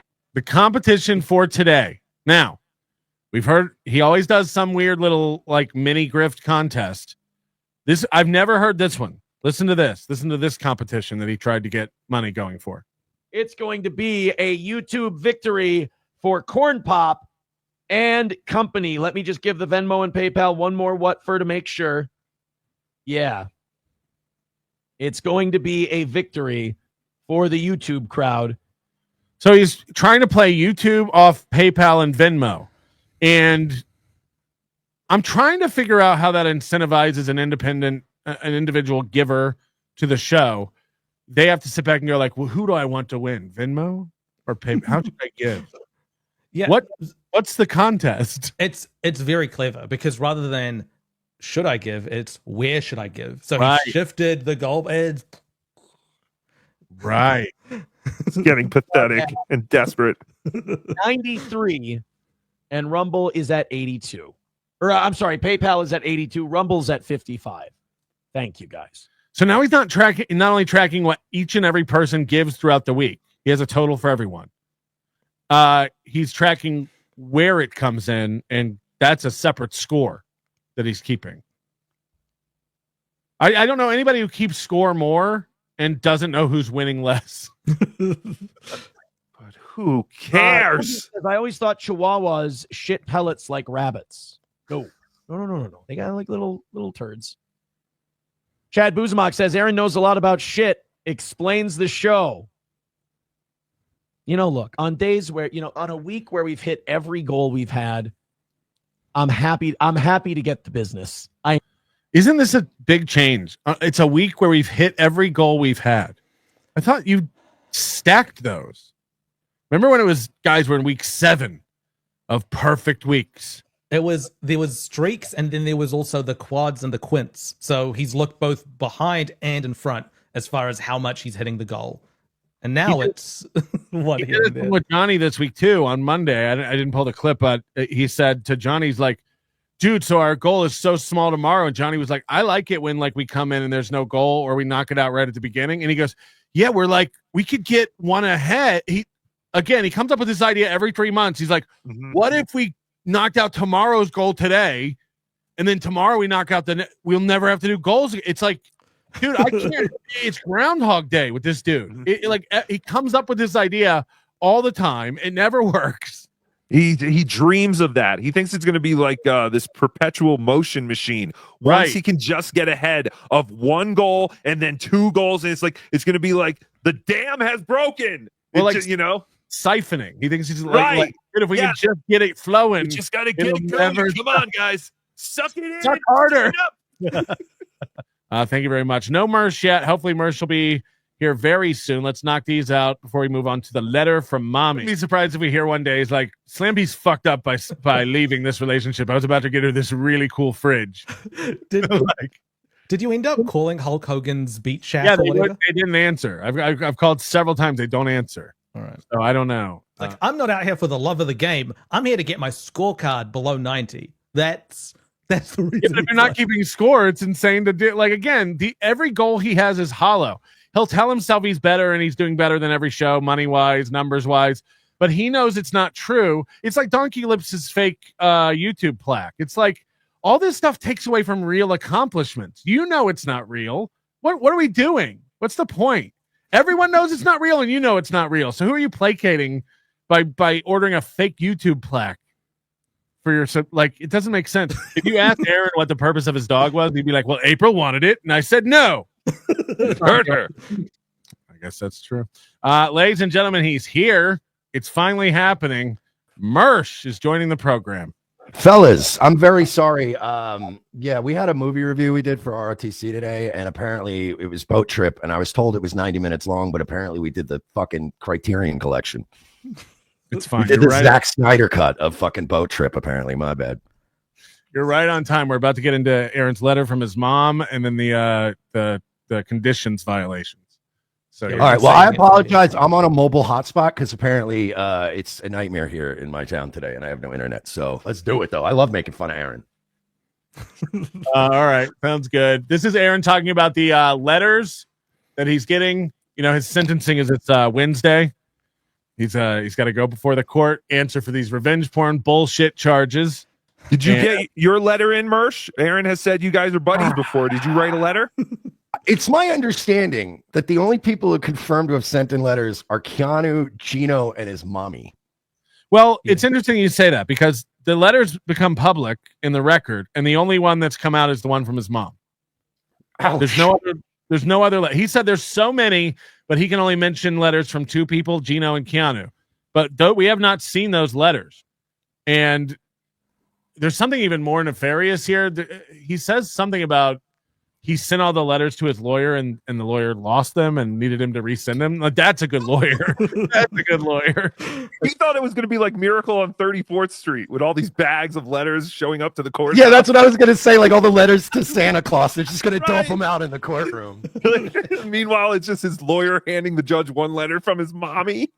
Did Cheetos write one for him? Did he get one Well, from Stone? okay, it's going to be interesting here because Johnny's on this show with him, and I don't know if you've seen this, but let's watch Aaron talk about all the love he's getting in these letters. Fight. I get down to 215 when I take a fight. Oh boy. Yeah, but you don't stay there very long. Well, they're handing my membership back to me at the end of the month here, so hopefully I'll be able to take a fight pretty soon. It's the longest 48 hours ever. This And also, yeah, what's holding that up, Aaron? What's taking so long? Is it the thing we all said it was? Or they something had else? to order a cake and get some balloons, so they want to schedule it. You got to give them time to set up a party. Johnny looks like he's crying. Mersh, did you send a super chat just before this? No, look, I'm not responsible for the last 6 times Johnny's cried, so I don't want to hear it. Yeah, are you bringing up old shit? By the way, the funniest was when he cried. What killed me was when he says, "This is the part that I had to replay 100 times." When she goes, "Are you okay?" And he goes, "No, I fell and I made a mess." Water. Water. It's the best thing. And I made a mess. It's the best thing that you could spill. Water. But something your 8-year-old says, Right. He's going, "Daddy, and I made a mess." I only make $20 for this. I'm gone. Yeah. By the way, Johnny, none of us would have known. You could just let the water sit there, do your show, and then play it cool. I don't care if I pissed myself on the air. I would just go, "All right, let's just sit in we'll it. steam ahead. I'll get this piss off me later. It's fine." God damn it, my LED light bar got wet that I got on Amazon. It's not going to work anymore. Just end this. I'm out $18. He's the Fez Watley of the Dabbleverse. Oh, okay. I sent something and I got to resend it. I'm sorry. It was kind of a right now sort of thing. I've got a shitload of people writing letters. Sorry? That was his letter from his mother that he just sent to the forwarded lawyer. it live.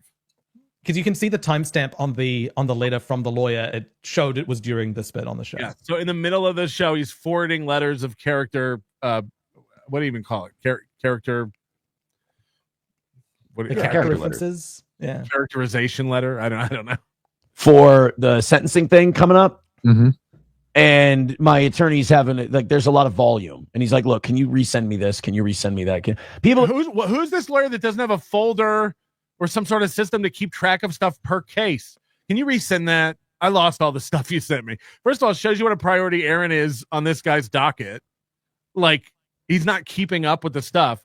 Also, again, to what you said earlier, Mersh, this is Johnny Crutches. This is a guy who does a show with Aaron 3 days a week. And he's having to explain to Johnny that I'm having my friends write letters for me. So that means Johnny didn't write a letter. That means it's very telling. So, Johnny is a guy who has said on multiple occasions when he was at his lowest, when Aaron was at his lowest, Johnny was suicidal. And Aaron put him on radio and it gave him purpose and a reason to live. How good would that letter look in court? I mean, this guy owes you his life. He's a good guy. this letter would carry a lot of weight, and Aaron didn't even ask Johnny to write this letter. That's insane. I depend on Aaron for my livelihood. Aaron keeps me paid with 2 shows a week. I can't be employed at the moment due to my MS. Right. Like, this letter would be a home run. And yet he's asked Gino and Keanu, people he's been friends with for 2 years, on and off, to write letters of character. Like, this is nuts to me. Like, to what you said, where are all the letters? Where are all these letters? And also, I don't know, having Gino and Keanu helping to write letters is good when they've been spending the last 2 months calling 𝘗𝘪𝘴 a fucking stupid whore and like bragging about how he can still look at her nudes anytime he wants. Like, I'd go, hey, Gino, don't send a letter. It's cool, bro. I love you, bro, but just sit this one out for me, pal. Just probably not good practice to ask people who are involved in the case to write letters. I would bet that this violation, I don't know what it's about, but it could have something to do with him when he was going on holiday saying, Gino and Keanu are taking over the show. I haven't been able to talk about certain things, but feel free to ask them any question that you want. And then they went on his channel and started talking about how she's a whore, and they mocked the way she was standing. And it was... Yeah, it could have been that, or it could have been him mocking the plea deal, or going on MLC and mocking Kayla and sitting around while people mock Kayla. It could have been anything. You're right. Accidentally showing her ass on his little reel thing on Windows Media Player. That was a genius move. But he showed her face picture on another compilation he showed before that. Like, he has done several things. But if this violation is Gino and Keanu related, showing a letter from them as a character reference immediately after they're doing this whole, did he violate things that it involves these 2 people, is, I don't think you could do that. Yeah, it's like if 2 people robbed a bank and they were being tried separately and you had the other robber, right? Letter recommendation. It's like, hey, Dad, our letter volume's a little low. Would you want to write one? Mom wrote one. Right. Why didn't old dad write a letter? Well, the twins are on. No, I get it. Don't worry. I'm sure we'll get plenty. Oh, no. Me some very, very nice things, and I'm very thankful. Yeah. I mean, shit, man. You know, like, I don't want to say who, but like, I've got just a lot of people. I'm sure 2 people who won't care that I say, but Gino and Keanu wrote some very nice. You know, it's crazy when people write stuff like on your behalf and you find out how they really feel, because like, we're not a bunch of gays who talk about like how we feel. So you say. But you look at in writing what they think of you, and it's like, wow, that's really touching. Fucking idiot. Gino's the guy you sent the picture to. And of course they're going to say good He's literally things. your co-conspirator. And of course they're going to say good things. The whole point of the letter is to keep you out of jail and getting in trouble. This is what I said on my show earlier this week. It's like the assignment is write nice things about Aaron. And Aaron gets these letters and goes, wow, they said some really nice things. He's loving it. This is the best thing to happen to him. It's like, there's not going to be any letters. By the way, if you got a letter that said like, he's a piece of shit, I don't know, he's not really showing remorse, like, you wouldn't submit that. So like, you get to curate the letters you want to turn into the court, and B, you ask people to write nice letters. So you acting like it's shocking that these people really care. You really like me. Yeah, he's treating it like he's at his own funeral. Like, holy crap, what these people really think. This is incredible. I thought everyone thought I was a douchebag. Beyond also, that, he's you sent the picture to Gino, so that's like if I robbed a bank and I got my getaway driver to write a character statement about me. It's like I was involved. But he's like, in his head, it probably would be like, if I never sent that image of Kayla to Gino, I'd never find out what my mom really felt about me. Right, so I'm glad I did that. That's what's crazy is he's 38 years old, about to be 39, and he's going like to see what your mother thinks about you. Well, in Aaron's defense, he hasn't spoken to them in years, so you know, they're catching up. He spends more time every week with Johnny than he does with his parents. and he's not asking Johnny for a letter. It's a real blind spot. What about Scott? Yeah, Scott didn't write a letter. SP, Nick from the golf course, Stoney, Vape Shop Benny. By the way, one of you guys brought that up recently, and it fucking killed me. And I think it was Tookie, but it was somebody when they were like, "Hi, Your Honor, my name is Slampies," and I would love to say, "It's like Jesus, dude." I don't think it was me, but it's very funny. So I'll take credit. Yes, it was Tookie. It was Tookie. I remember now. And then they don't know me at all. Well, and then you feel gay, so you go, never mind. I'm going to put these feelings. I'm going to bury them. deep inside of me. It's- But it wasn't a party. It's That not was like this guy doesn't have people in his life telling him how they feel about him. Like that is he is starved for personal connections with people. But is Johnny even there? Gino and Keanu for a couple years and had fallings out with them. So that's who he reached out to for letters. It's bizarre. They told him, we don't want you at our wedding. You're creepy. And we only invited you because April would have looked good. Yes, you're right. Oh my God, I forgot about that. Yes. But why isn't Johnny saying what we're saying? Like, of course they're writing great things about you. And why would you get Gino to write a letter? Like, are you retarded? Like, Johnny just sits there. The thing about Keanu and Gino that gets me the most is that they do a lot of I don't want to say the word because I know you're on YouTube, but moral effing, let's call it. A lot of fake concern trolling about, Nick Rekieta is the most evil man alive, but Aaron's trying to better himself. I'm willing to admit Nick Rekieta's kind of done some scumbag shit, right? I've always been open and unabashed. I'm biased. I've been friends with Nick for years before any of this shit happened. And the only reason I don't go hard on Nick is because I like him. And I'm a hypocrite. I'll own that. Why can't Gino and Keanu just say that? You know what? We just don't like Nick. We like Aaron, and we're hypocrites. Just embrace it. It's zero sum for these people. So they think that there's two sides, and if you are on the hate Nick train, you need to also be on the pro Aaron one. So it's always these. It's like you can hate both of these people. They've both done pretty detestable things, and that's Like Tookie reasonable. does.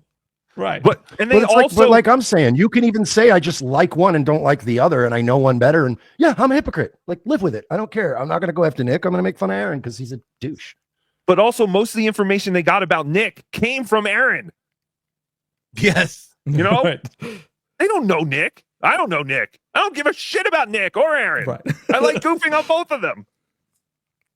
art to me. That's kind of, that was the first, well, not the first. I mean, the first day I met the guy, I'm like, this guy's got a fucking drug problem, which shows what terrible judgment I had back then. But like, when we were just standing around talking. Wait. I'm sorry. So day one, you went, wow, this guy's a fucking drug addict. And you still were like, it'd be awesome if he fucked my wife. Entangled our lives with them. That would be awesome. Yeah. Think of the subscribers, April. Think of the likes. That's what they were doing, though. He was picking out her bikinis for him, going, get in a fucking hot tub. We're hurting out here. Right. I got to pay you. I got to pay this useless fuck Johnny. Like, we need to do something here. Work that ass for the goal. I have been looking. I have been in the market for a piece of shit to fuck my wife. Like, that'd be. Yeah. my favorite part of the hot tub stream was where out of nowhere she goes, oh yeah, Mersh should be here. That would be so much fun. And I'm like, oh man, Aaron was dying inside. Yeah, just because the hot tub would have overflowed. Oh no! Stop it! He is our guest. A lot of water displacement. Water out. Yeah, of course. Trust me, I have one. Any of like the swinging stuff, but like 4 people just standing there talking, and this mother takes out a bullet, puts it on the thing, and just rips a quick line. It's like, that's not like I'm having a good time, let's keep the party going. That's like, I need this to survive. I need this to hang on. Because like casual conversation where you could be talking about countertops or whatever, and you just bing, bing, bing, bing, bing. I'm doing the Keanu thing. Bing, bing, bing, bing, bing. To be fair, if you're a coke addict and somebody's talking about countertops, you probably remember you have some coke and you put some out on the countertop. Right? Oh shit! I can do this. Anything you look at, a mirror, a countertop, a CD case, you're like, oh god. Aaron is. What year is this? But Aaron is. I don't know. He's telling these stories in an attempt to make Nick look as bad as possible, but the like logical follow up from that is, okay, but why did you choose to entangle your life with him? Right? Like, Did you've seen all these things? Did you say anything to Nick at the time, or at the time were you just like, oh, look at Nick, fucking Nick going again? He's doing another rail. You know what I mean? Like, obviously Nick was comfortable enough around these people that he felt he could just, do a rail of coke on the counter. And Aaron is just so lame. Like, he has to be this like gym teacher mentality. The kids weren't even home. The kids weren't home, and he was like, I raised my kids in this house. Don't do coke on my counter. It's like, what? You guys drugs in your bedroom, right? Kids shouldn't see that either, but you do it in your house. You have drugs? You brought drugs? I thought we were playing video games and Fruit Punch. No, just like going back to your point, though, it's like, I don't need Aaron to tell me what a piece of shit Nick is. I follow him on Twitter. It's fine. Right. And Aaron was a fan of this guy. And you, again, like you and Kumia, like there's hours and hours and shows where this guy loves you guys and loves what you do. And the minute you say something bad about him, He's like, this guy's a giant piece of shit, and I always knew he was a giant piece of shit. This guy's got nothing. And it's like, well, you loved them a minute ago. And by the way, the same thing with Keanu and Gino. They've both been on this program talking mad shit about Aaron. He said crazy shit. But yeah, it's like they're all just friends of convenience. You know what I mean? Like it's like, yeah, that we all hated each other and trashed each other last week, but this week their word is bond. Like everything they say is true. It's like if you made up with Aaron tomorrow, he'd have you write a letter. Oh yeah, I would love to write a letter. Oh. Speaking of the letter, we got his mom's letter. Let's see how much his mom knows him. And yeah, also like thinking that Gino doesn't do cocaine is rich. It's like, I got away from Nick. He's a cokehead. It's like, if Gino could afford coke, he'd be doing a lot of coke. I kind of, I gotta say, I kind of doubt it because, like, I knew Gino like 15 years ago, and he's always had cokehead energy, but I've never seen him do coke. Really? Like, I've never seen him even like dip into a bathroom. Gino's always had manic, psychotic energy. He's like it's like Alex Stein. I always hear people say Alex Stein's on coke, and I'm like, no, he's just like that. Wasn't there a live stream where Keanu walked outside in the middle of it and we like, you guys get the coke? Yes, that was him and Stancil at the stand, and she goes up to them and says, "So how was the coke?" Yeah. All right, this is from Aaron's mother. This is the letter, the character reference. I am writing this letter on behalf of my son, Aaron. Oh no! Oh no! Yeah. No! Yeah, it runs in the family. Mersh is frozen, and it's great. Cardiff's kid,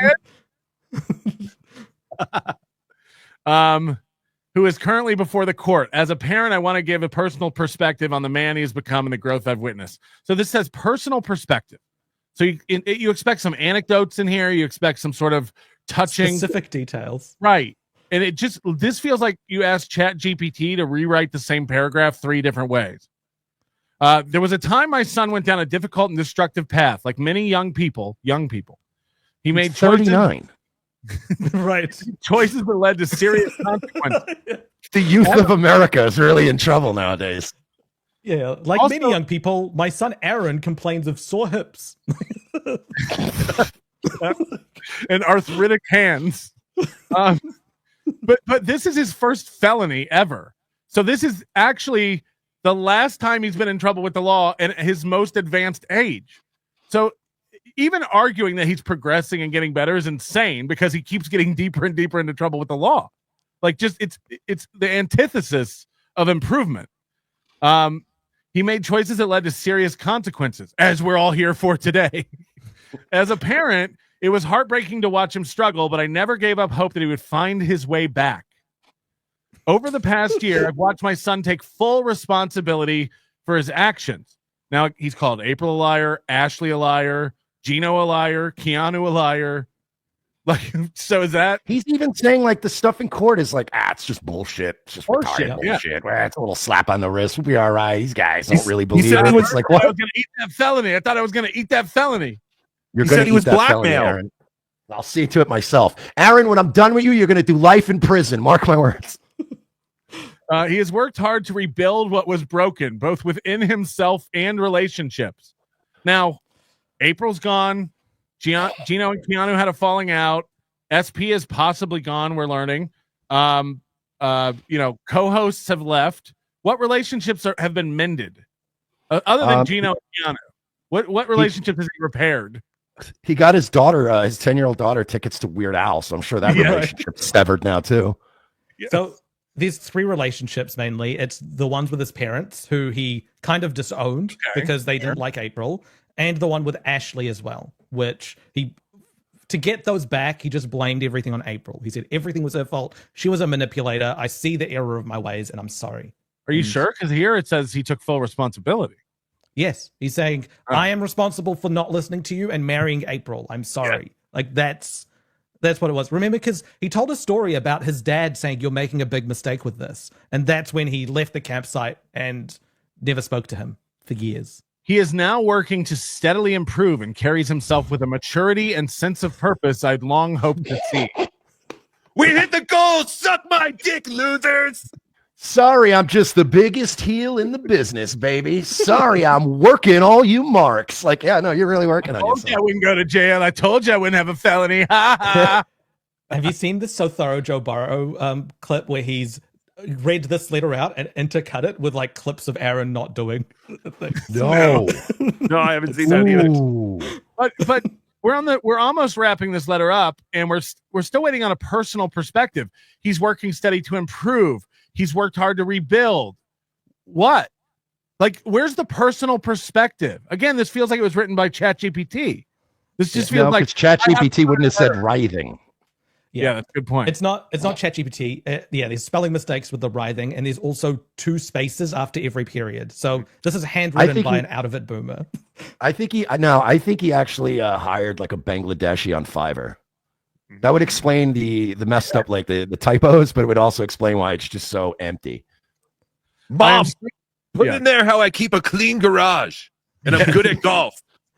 And how I Your Honor, we want to submit this video of him changing a tire. I don't know a felon who could wield a lug wrench like that. Dismissed. My son is such a man. He even changes his own tire. I am so proud of the man he's becoming. He has shown true growth. Again, He's 39. He has 2 kids. Just repeating what she's already said in the 2 paragraphs above. I believe in his future, and I hope the court can recognize the progress he's made. You've given no examples of what that progress is. You say he's worked to build himself in relationships and repair them. Give an example of any of that. My son has attended therapy. He's admitted to me and his father that, our broken relationship was his. Like, there's nothing. There's no specifics about the relationships. In the last year, I have seen him take ownership and become a better role model to his 3 children. Right. And No mention be of more attentive as a father. Yeah. No mention of kids. No mention of. I believe I believe the court can recognize the progress he's made and given him the opportunity to continue on his positive path. Thank you for your time and considering this letter as a testament to my son's character and rehabilitation. This feels like a letter that a mother of a 19-year-old is sending to a judge when he was like caught breaking into the bowling alley at night. Like that's what that is. It's not a felony level letter. Right. He's just a little prankster. Foible. He's just a lovable scamp, my son. So then the news dropped this week. It hit the courts that the person in charge of monitoring Aaron and his conditions of release, which is, again, why he's been able to go free while this case is pending and finishing. He was to notify the court if he leaves the state. He cannot talk to 𝘗𝘪𝘴 directly, and he is not to mention 𝘗𝘪𝘴 indirectly or directly on his program. And this coincides with also this pre-sentencing investigation where they've talked to everyone Aaron was in a relationship with, and that means Nick, Kayla, and April. They've talked to apparently SP. They've talked to his parents. They've talked to Aaron himself. And but there's another person involved who's been monitoring his conditions. And then these new allegations, this contempt of court charge gets entered into the record that he's violated his conditions. And his lawyer springs into action same day and decides to write this letter. Now, I know, Mersh, you've been posting several mocked up versions of this that could have improved it. Doozy. We've seen his lawyer step in it. We know this lawyer's retarded. This lawyer wrote a letter to Aaron from Aaron and submitted it to the judge. And asked for the wrong dates. With the wrong dates of when he wanted to go on vacation to Florida. He got those wrong. He misspelled Aaron's own name, his client's own name in the letter. Like, there's a lot that this lawyer's done that kind of make him a buffoon. But this letter has an immature, flagrant tone to it. It feels like Aaron wrote it. Like, you know what I mean? Like, it almost feels like on that, like, well, tell the dumb bitch to just stay off YouTube. Well, Moody made a good point. Moody said that this feels like a letter that the defense counsel wrote to a prosecutor, not to a judge. Yeah, because they could be snarky with each other, but like, this is shitting on the victim. By the way, convicted crime victim. Right. It's not even an alleged victim. Right. This is a fuck off letter. It's like if you get a cease and desist from someone, this is the tone you would take to tell them, no, I'm not listening to that. That's appropriate. It kind of has the build of we've gone over before, the narcissist prayer, where it's like, I don't think we did that, and even if we did do that, why don't you just turn it off? It's like you're violating a judge's orders, and your response is, well, stop watching. It's like, fuck. There's these lawyers who are really bad lawyers, but they're really effective at getting business. And what they do is they will represent their clients in a really aggressive way. They'll kick and scream and like just do the you can't handle the truth, like that sort of TV law in front of their clients. And their client feels this person is really representing me and going to bat for me. But in reality, they're doing really bad law and are terrible at representing their clients. There's not a single reference to like case law or anything that puts a hole in the prosecution's point here. It's just, this sucks. Like, fuck off. Yeah, nah, like you're wrong, that's Moody. Okay, I heard Aaron talk about his lawyer. I believe the word based was uttered. Okay, so I think he knows a thing or two about what he's doing. And he just learned the word lawfare. Can't stop saying that. Oh, he's great. You know, my dad had that habit growing up. He'd like learn a word of the week, and then he would use it like ad nauseum, and then next month it would be completely out of his mind. You'd never hear the word again. And I've heard based, I've heard normies, I've heard like all these different like Oh, and ever since he got on Kiwi Farms, he's got this like, mind infection now. He's got these video game references that he doesn't know. Like Luigi wins by doing nothing. Press X to doubt. It's like I was listening to Josh from the Farms the other day. You know, that Josh, man, he's a cool dude. He's a stand-up guy. You know, he's so based. Like, what are you doing, dude? You're 39. Stop. So this is the letter from from Aaron's defense lawyer to the judge. Dear Judge Schultz, we are in receipt of the allegations of a conditions of release violations in the above entitled matter. If he just wrote my bad, sincerely yours, Todd Peterson, it would have been better. The case is scheduled for sentencing next week. There's a dispute concerning whether my client's actions actually constitute a violation of conditions of release. There's no allegation that my client contacted the victim directly in any way. So he's bringing up one of the conditions. One thing. Yeah, exactly. You just one thing. Okay. Your Honor, he hasn't sent more revenge porn. Yeah, so what do you want? Let him go. The victim is apparently continuing to watch my client's online show to search for some type of violation. Now, that's a stretch because anyone could watch this and email to Kayla. Nick could watch it and tell Kayla. There's a myriad of ways in which Kayla could find out Aaron is talking about her. It doesn't mean she's watching his shows. And I'd actually doubt that that's even happened. I don't think that's happening. No, listen, I've hung out with the Ricketas many times, and I'm telling you, she wants fuck all to do with this. I guarantee you she's just got earmuffs on and she just wants to get through this. So I'm sure she's not compulsively watching So Thorough Joe Burrow clips looking for violations. Aaron, the internet hates you. This is what they do. This is why you need to cover your ass if you live stream. You know what I mean? Even if you're squeaky clean, people will try to swat you and do shit. You can't have like coke laying around the house and just, well, I guess that's more of a Nick thing, but I mean, but you gotta watch your ass. But even if she was, they're acting like, what's this bitch's problem? Why is she so obsessed with this case? It's like, well, why does she get a life? Go touch grass. This is the line that's crazy. Frankly, I would invite her to simply turn off her computer or not visit the internet. Jesus. Not visit this particular website. What I love too is I love the phrasing. Sentencing. Yes, I love the phrasing of not visit this particular website. YouTube. A website that has like 17 billion active users on it. Or even more ludicrous.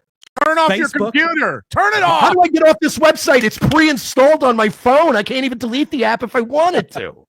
Your Honor, she should free up the phone line from her dial-up connection and call her friends rather than being plugged into the net. Cancel your AOL already. Get over it. It's YouTube, Facebook, Twitter, Rumble, Kick. He's always talking about all these other platforms that he's on. He's just described half the internet. Yeah, see, we put a mock-up of that where I deleted everything except for the last sentence. Just, let's wait until Wednesday to do this. Like, that was literally, I was like, you could have said none of the top part and just, I would ask the court to defer any action until sentencing hearing. We're in receipt of allegations. I would ask the court to defer any action. That's it. Boom. Bing, bing, bing, Aaron. That's simple. Now, Aaron has had 3 different responses to these new charges. I just want to say, like, about this, Aaron sees that it's not such a big deal because they didn't come and arrest him straight away. But he's not looking at the fact that this guy is a fixed fee lawyer. This guy's not getting any more money from Aaron than what he originally billed him. He doesn't want to go down to the courthouse a second time when he doesn't have to. So he's going to push everything into one day to the detriment of Aaron's case, just so that he doesn't need to make that drive out for him. So the morning doing extra work. This occurred Wednesday morning, and he left his show early. He panic left his show, and the reason he gave was, I have to go pick up my kids. Now, who knows if that's true, but I have a feeling this was all breaking out, and he had to go deal with it. When he came back on his evening show, this is how he dealt with it. Everybody was waiting, pins and needles, to see what he would say, and this is his first reaction live on his show to those allegations. The people fired up. What happened? Something happened? Sorry, was I supposed to come to you like that? I don't know. Oh, just honestly, I'll address it real quick, and then we'll do the show tonight.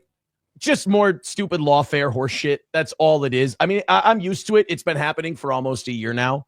Just people cutting stuff together, putting it together, spinning it. It's like, you keep playing a 90-second clip of my 20-year career of podcasting of me saying pedophilic jokes, and you're going to call out people cutting together shit and out of context. Okay, Aaron. Like, holy shit. Also, you know, there's also a solution to this. If you're fighting for your life, if you're looking at the possibility of losing your ability to vote and own a firearm, and everything is falling apart, maybe stop giving these people material to clip of you until the ink is dry on your fucking deal.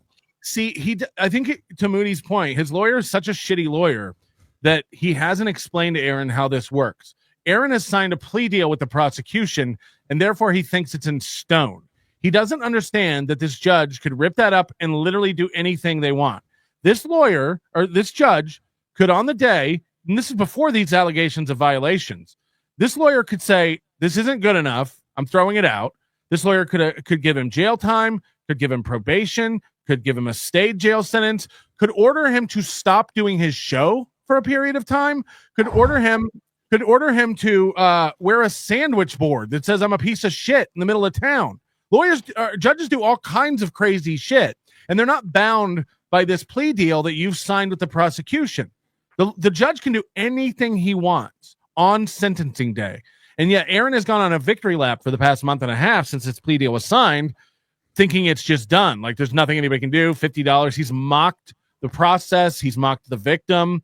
It shows a complete lack of understanding about like how this works, how this could play out for him. The biggest pet peeve of any judge, it's not even a pet peeve, like it's the thing that pisses them off, is disrespect of the courtroom and like a flagrant disregard for the process. It's why Ethan Ralph got charged with contempt of court, because he didn't follow the judge's instructions. Right. Having this sort of attitude does not work in your favor, because it's even if the law is on your side and there's all this stuff that is helping your case, which I don't think it really is for Aaron, but even if that's the case, it's a system made up by humans, and things like, have they had lunch just before, or do they not like your attitude or the tone that you're using, can have real impact on what they rule. There's a reason it's a saying the judge decided to make an example out of this. Like, that is a thing that absolutely happens. And even before these violations, he was mocking the whole thing and calling it horse shit and not taking it seriously.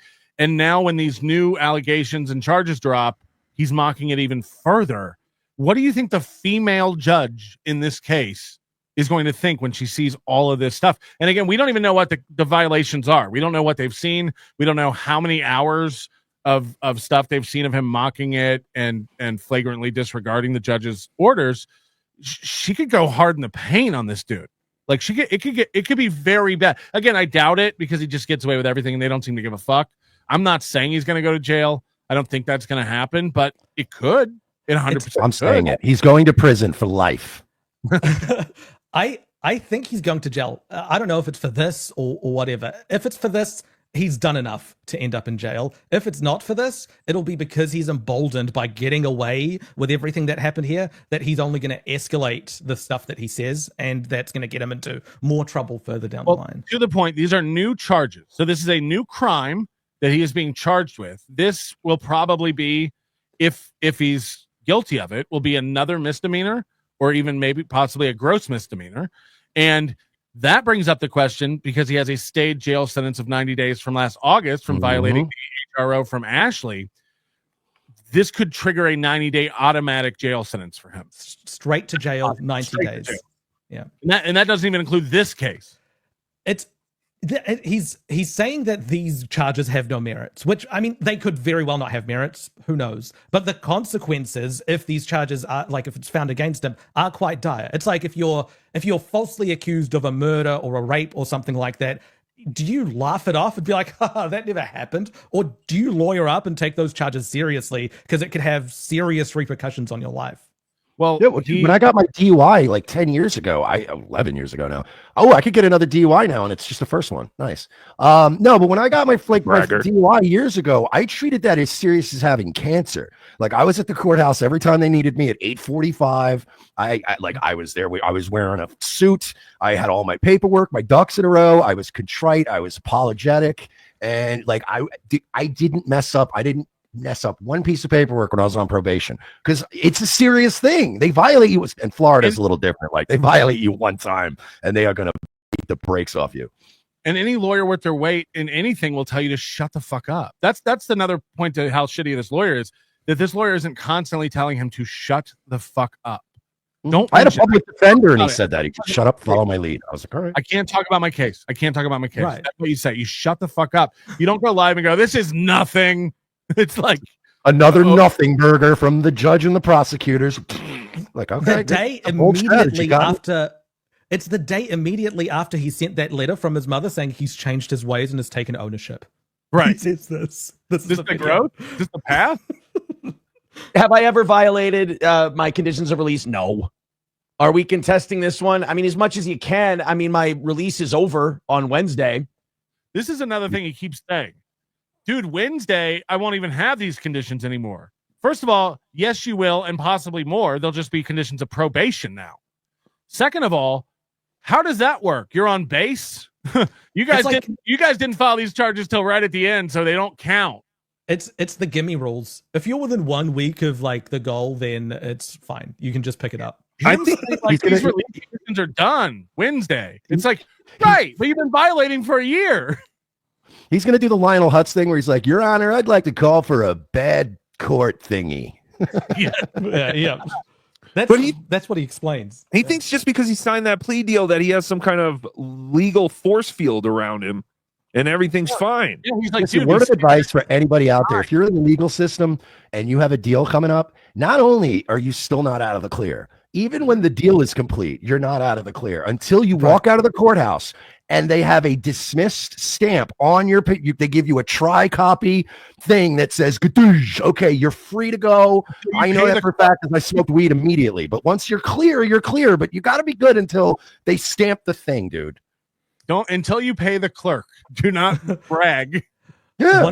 And the hearing is Wednesday.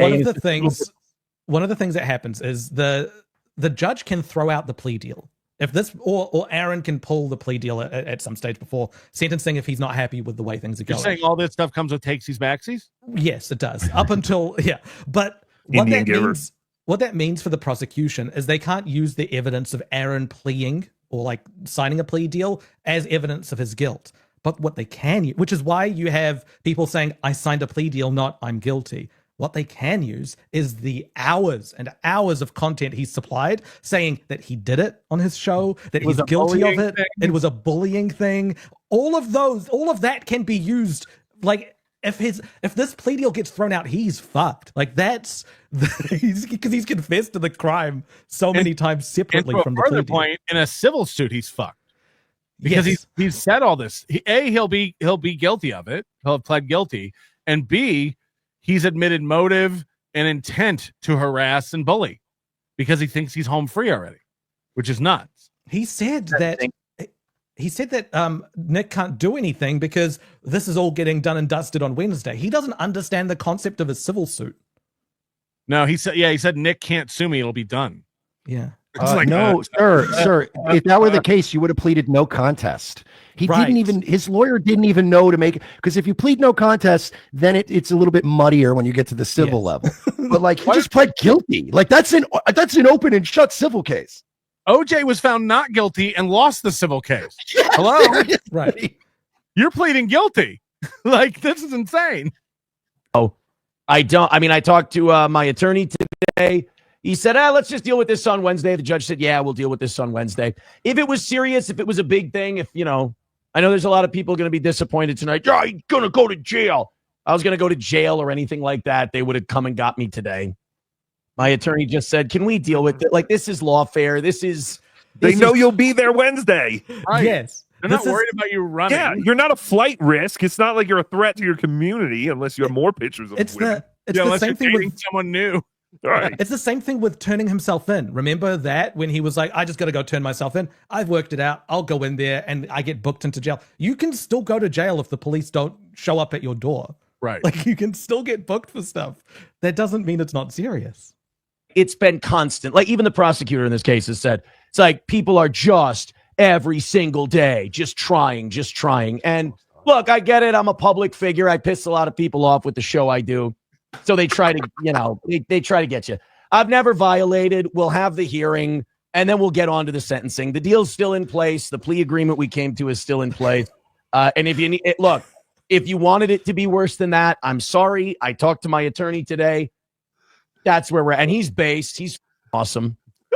He laid out the whole thing for me. That was good. I'm bringing the judge some steel toe stickers and a VIP merch pack. It's cool. It's gonna be great. We talked about the UFC fight for about 30 minutes over the weekend. He charged me for it, I know, but it's still cool. The thing about this is, again, he thinks it's all vengeance. He says, and he's like, "This is Nick and Kayla. This is Reddit. This is Kiwi Farms." No, this is an investigator whose job it was to see if you violated conditions, and then that investigator, on behalf of the court, on behalf of the state, has brought these charges. This is the court itself saying, you didn't do what we said you should do, and they're doing it a week out. Now, again, is it going to amount to anything? I don't know. But why would they waste their time? Why would they waste their time doing this right before the sentencing? To Aaron's exact point. Like, why would they get into it? It's not a great look. It's just before sentencing. So now imagine the headspace of this judge. Just before she's about to pass a sentence on Aaron and sign off on this plea deal, she's going to hear from the prosecution, allegedly, that Aaron broke his conditions and wasn't able to follow the instructions of the court. That's going to, even if it's not found, if it's found in Aaron's favor that didn't happen, the fact that it's plausible and close enough to where the prosecution feels like they can bring it up is going to skew her against him. Like, this is not a good thing to have happen on the same day. And to be clear, we don't know. We have no idea whether or not this is one specific thing Aaron did, or whether this is a compilation of the past year of him violating. Like, maybe this isn't something that triggered this last minute. Maybe this is just when they filed the paperwork. Maybe they were just like, look, we've been watching this guy for a year. Here's everything he's done. He's not showing any signs of cooperating with the conditions of release. So, like, this could be multiple things. He even said this is a comp. People cut together a lot of stuff. It's like, well, that's not good. I was looking into some like recounts of prosecutors and defense lawyers who faced people with similar things, and they've said like a little charge for these people can blow out of proportion. So they'll be released under certain conditions, and then they break those conditions, and that creates like a little leftover piece that needs to be litigated, and they'll be out on release conditions for those ones, and then they'll break release conditions on that, and so you have this like chain avalanche reaction of more and more things, and you have this little thing ending up taking years of their life. One of they can't follow. One of the things, again, which is an interesting thing that could happen to him, is the judge could order him not to do his show for a period of time. Every time he's been in trouble with the law, every single one of these things where he's harassing women, it's been on his show. Ashley, the violation of harassing Ashley, this happened on his show. The violations of the conditions of release happened on his show. The judge literally, and it's plausible, it's not out of the realm of possibility that she goes, I don't think you can stop. So you need to take 90 days off. You can't do your show for 90 days. I don't think you can not talk about this woman, and you need to learn that's not okay. Like, so, I mean, I imagine that would be one of the most devastating jail time or him being prevented from doing his program could be one of the most devastating. I mean, he might lose his house if he can't do his show for 90 days. And it is like, it could get bad. It's the justice system working as it's intended to. Like, Hadel, like Nick would have kept doing cocaine forever had he not been caught. Like, that's not something that was really stopping. And so the justice system steps in at that point and says, this is getting out of hand. Here are some conditions to protect you and your family and the society from you. The same thing needs to happen in this case, which is this guy cannot keep his mouth shut, and he just keeps harassing and abusing people over and over again on his show. Unless someone intervenes in that, that's not going to stop. It's only going to escalate. So, and I don't know if he understands what's going to happen Wednesday. I'm sure mommy's going to show up and read her letter. I'm sure an advocate or his lawyer or whatever will read his letters of character. I talked to Nick last night for almost 2 hours, and Kayla and Nick are going to be in that courtroom, and Kayla is going to be reading a victim impact statement. She's so brave. Nick thinks she might not be able to get through it. Like, she's a mess. So, you know, if that case, then a victim advocate will have to come forward and finish this letter. But Aaron is going to have to sit there in that room while Kayla tells the judge everything this guy has done to her. She's faking. She's lying. Look at her. Judge, you know we're cool. I mean, we have nothing personal against each other. All this isn't going to happen. Remember, guys, $50 fine. You get more for a speeding ticket. The judge has nothing against me. Why would she do all this? I imagine, like, would he be smart to even have Ashley write a letter of recommendation? I think so, yeah. Well, she has literally, like, an HRO and a violation from him. Like, I don't know if that would even be good to bring into the court. They've made up afterwards, so it could be good evidence for him to be like, I had an You can HRO also- against him, he violated it, and I've seen steps. for him Yeah, to but change also just saying that is insane. Why would you want Right. that to be in the judge's mind? it. True. What if she's coming just to pull a heel turn on him? Look, That would Your be Honor, awesome. I remember when he did this to me, Your Honor, last year. Like, that's not good. What Well, about the it'd be great if fine she went people? in there. She goes in there and just reads like the first two statements seem like it's going in a positive direction, and then it just takes a turn, and she just buries Aaron and walks Just out. takes the Gets opportunity full custody. Bye. to shoot him. Oh, everything's still the same way it was. We're going in on No, you have new charges. You have new contempt charges. It's not the same at all. He's like, things are worse. Revenge porn That charges, violation of probation, same as it ever was. And those can trigger the 90-day stayed sentence. Like, everything's changed. It's so stupid. Everything's changed. be all done with this shit. We'll be all finished. And then people can find a new thing, I'm sure, you know, now that they've got a week left on this one. But yeah, we're going to go before the judge. They're going to handle that. Then we're going to handle the sentencing thing. So Wednesday, like it always was. It's stupid, but it does further show. It's stupid. But this is the same things he said about his charges. He said his charges were stupid. Like, he said that. I love him. In a weird way, I love Aaron Nimholte. You know, while I may have done something I wasn't supposed to do, this was always about vengeance, and this was never about justice. Yeah, bring that up in court. Bring that up in court the day of your sentencing. Actually, you were charged with doing something that was out of vengeance. You fucking idiot. They're saying that the reason you shared that image was out of vengeance. Like, he's so stupid. This can be true at the same time. I did what I did 100%. But if you don't think this was about getting me rather than, you know, enforce, you know, we just want what's right. Or was it about, let's get Aaron? Not on the state side. Can it be both? Yeah, he's like, again, it shows complete lack of understanding of what he's done to the victim in the case. He's like, I didn't even do it. Like, this didn't hurt anybody. He's saying the state's cool. It's actually the Rekieters that are terrible. The state is the one bringing these charges against you, guy. Like, what are you talking about? So that was Wednesday night. That was his first reaction to it. On Thursday morning, he comes back and he actually makes it worse. He actually has less regard for what's happened, the new charges. You know, we've had pretty much a no-goal week this week. And believe it or not, and I've been very excited, and it's been great. And thank you guys so much for your generosity. I have, believe it or not, started to get complaints about no goal.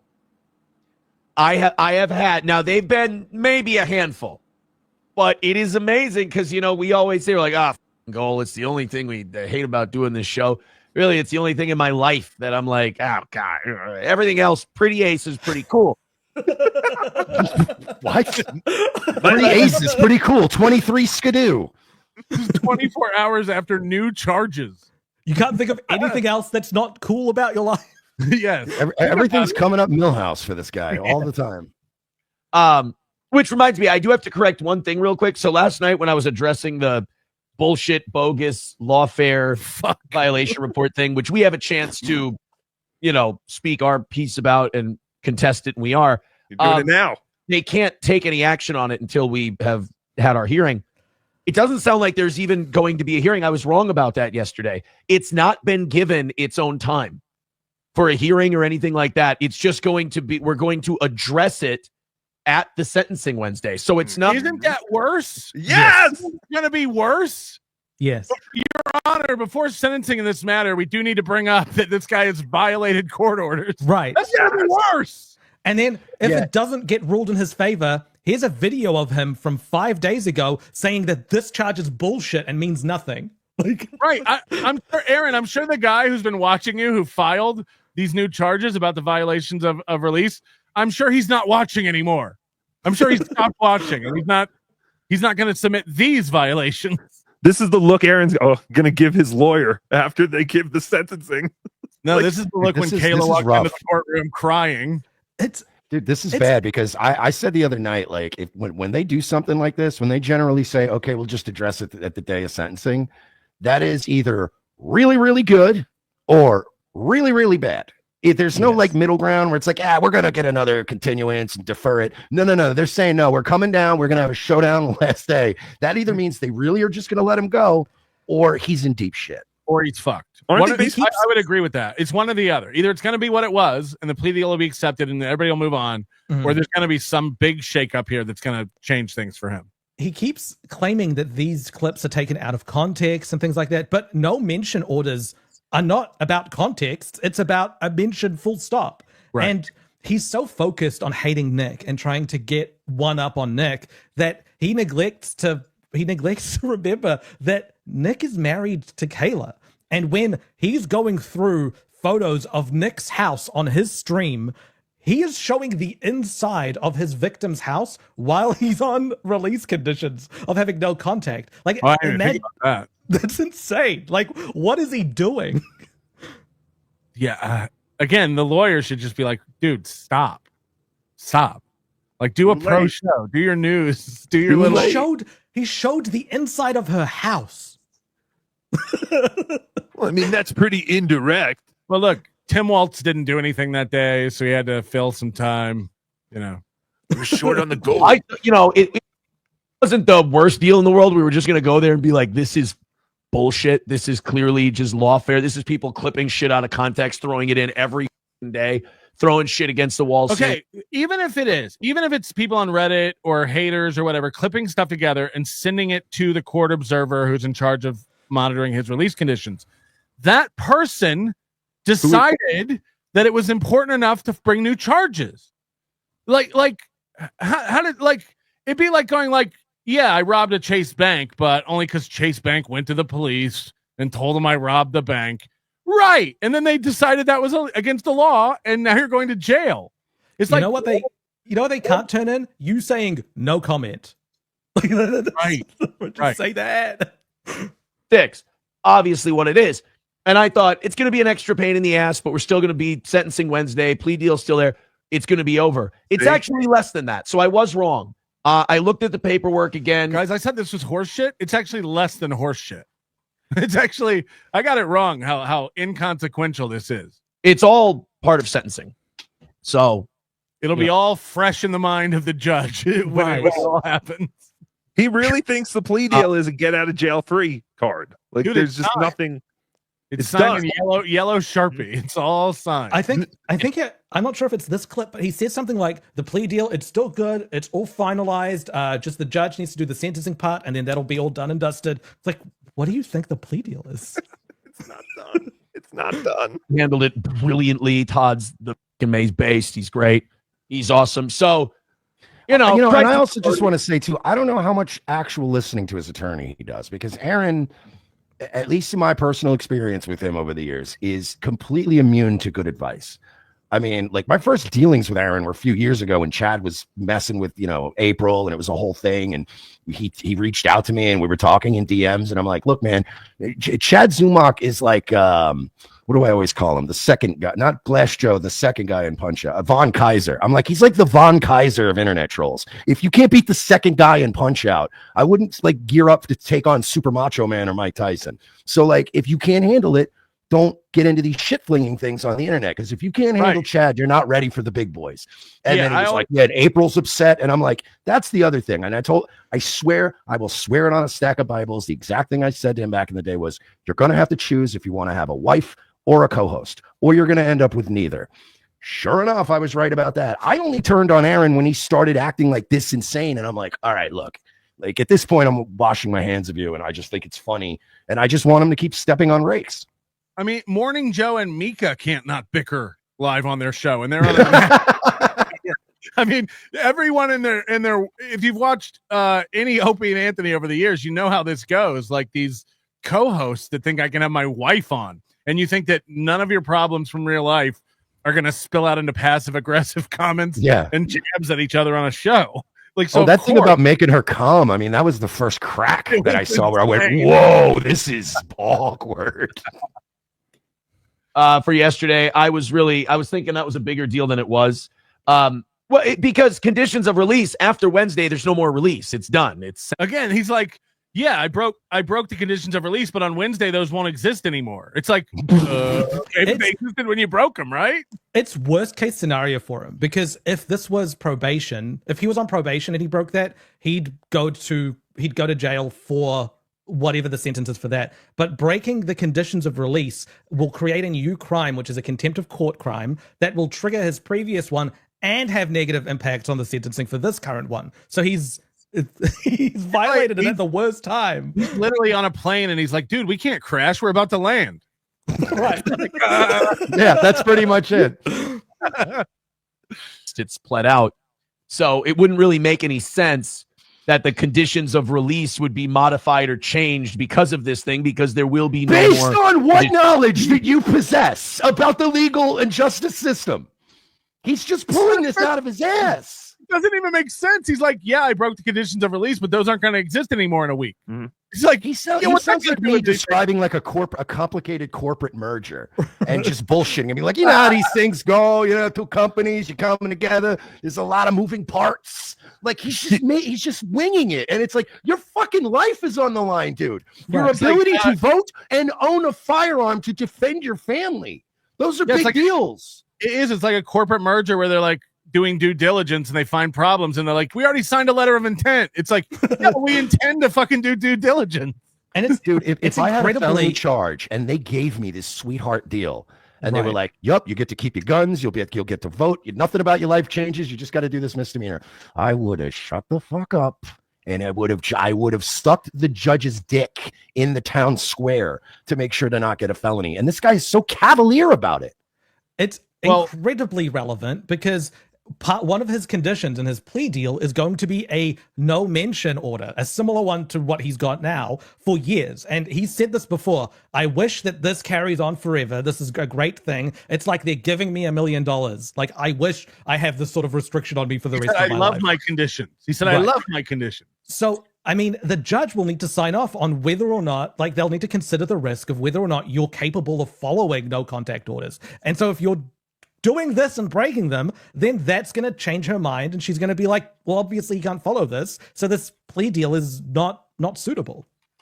Also, okay, he gets the charges for the revenge porn, can't shut his mouth, violates all the conditions. He signs the plea deal, gets even more flagrant about everything, saying it's done and bullshit. Then he gets these new charges, and now it's going even more like, fuck this is bullshit. Let's say he does. We're seeing behind the scenes. Oh no. Let's say nothing does happen. Let's say he does he gets the slap on the wrist. He gets some probation conditions. He will run his mouth even more talking about how he beat it, and that's going to hurt him in a civil suit. Yes. This will get worse and worse and worse. He compounds the errors that he makes. He can't shut the fuck up.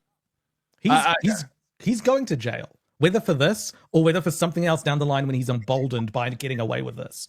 He's going to end up in jail. He can't stop. I like that Moody keeps talking about Aaron like he's a serial killer. Like, oh yeah, he's going to escalate. His crimes are going to escalate. First, he's just breaking in and looking at women while they're asleep. But eventually, they can't help themselves. This is the lowest stakes thing, Mersh. Like, it's so fun that this isn't going to end in a murder. but well, let's. At least it could. And the probation part of it. So can you go back like? Yeah. I like that Moody's like a lawyer here. Conditions of release. Moody, you're a better lawyer than Todd Peterson. Todd Peterson is a PO box and a seat warmer. That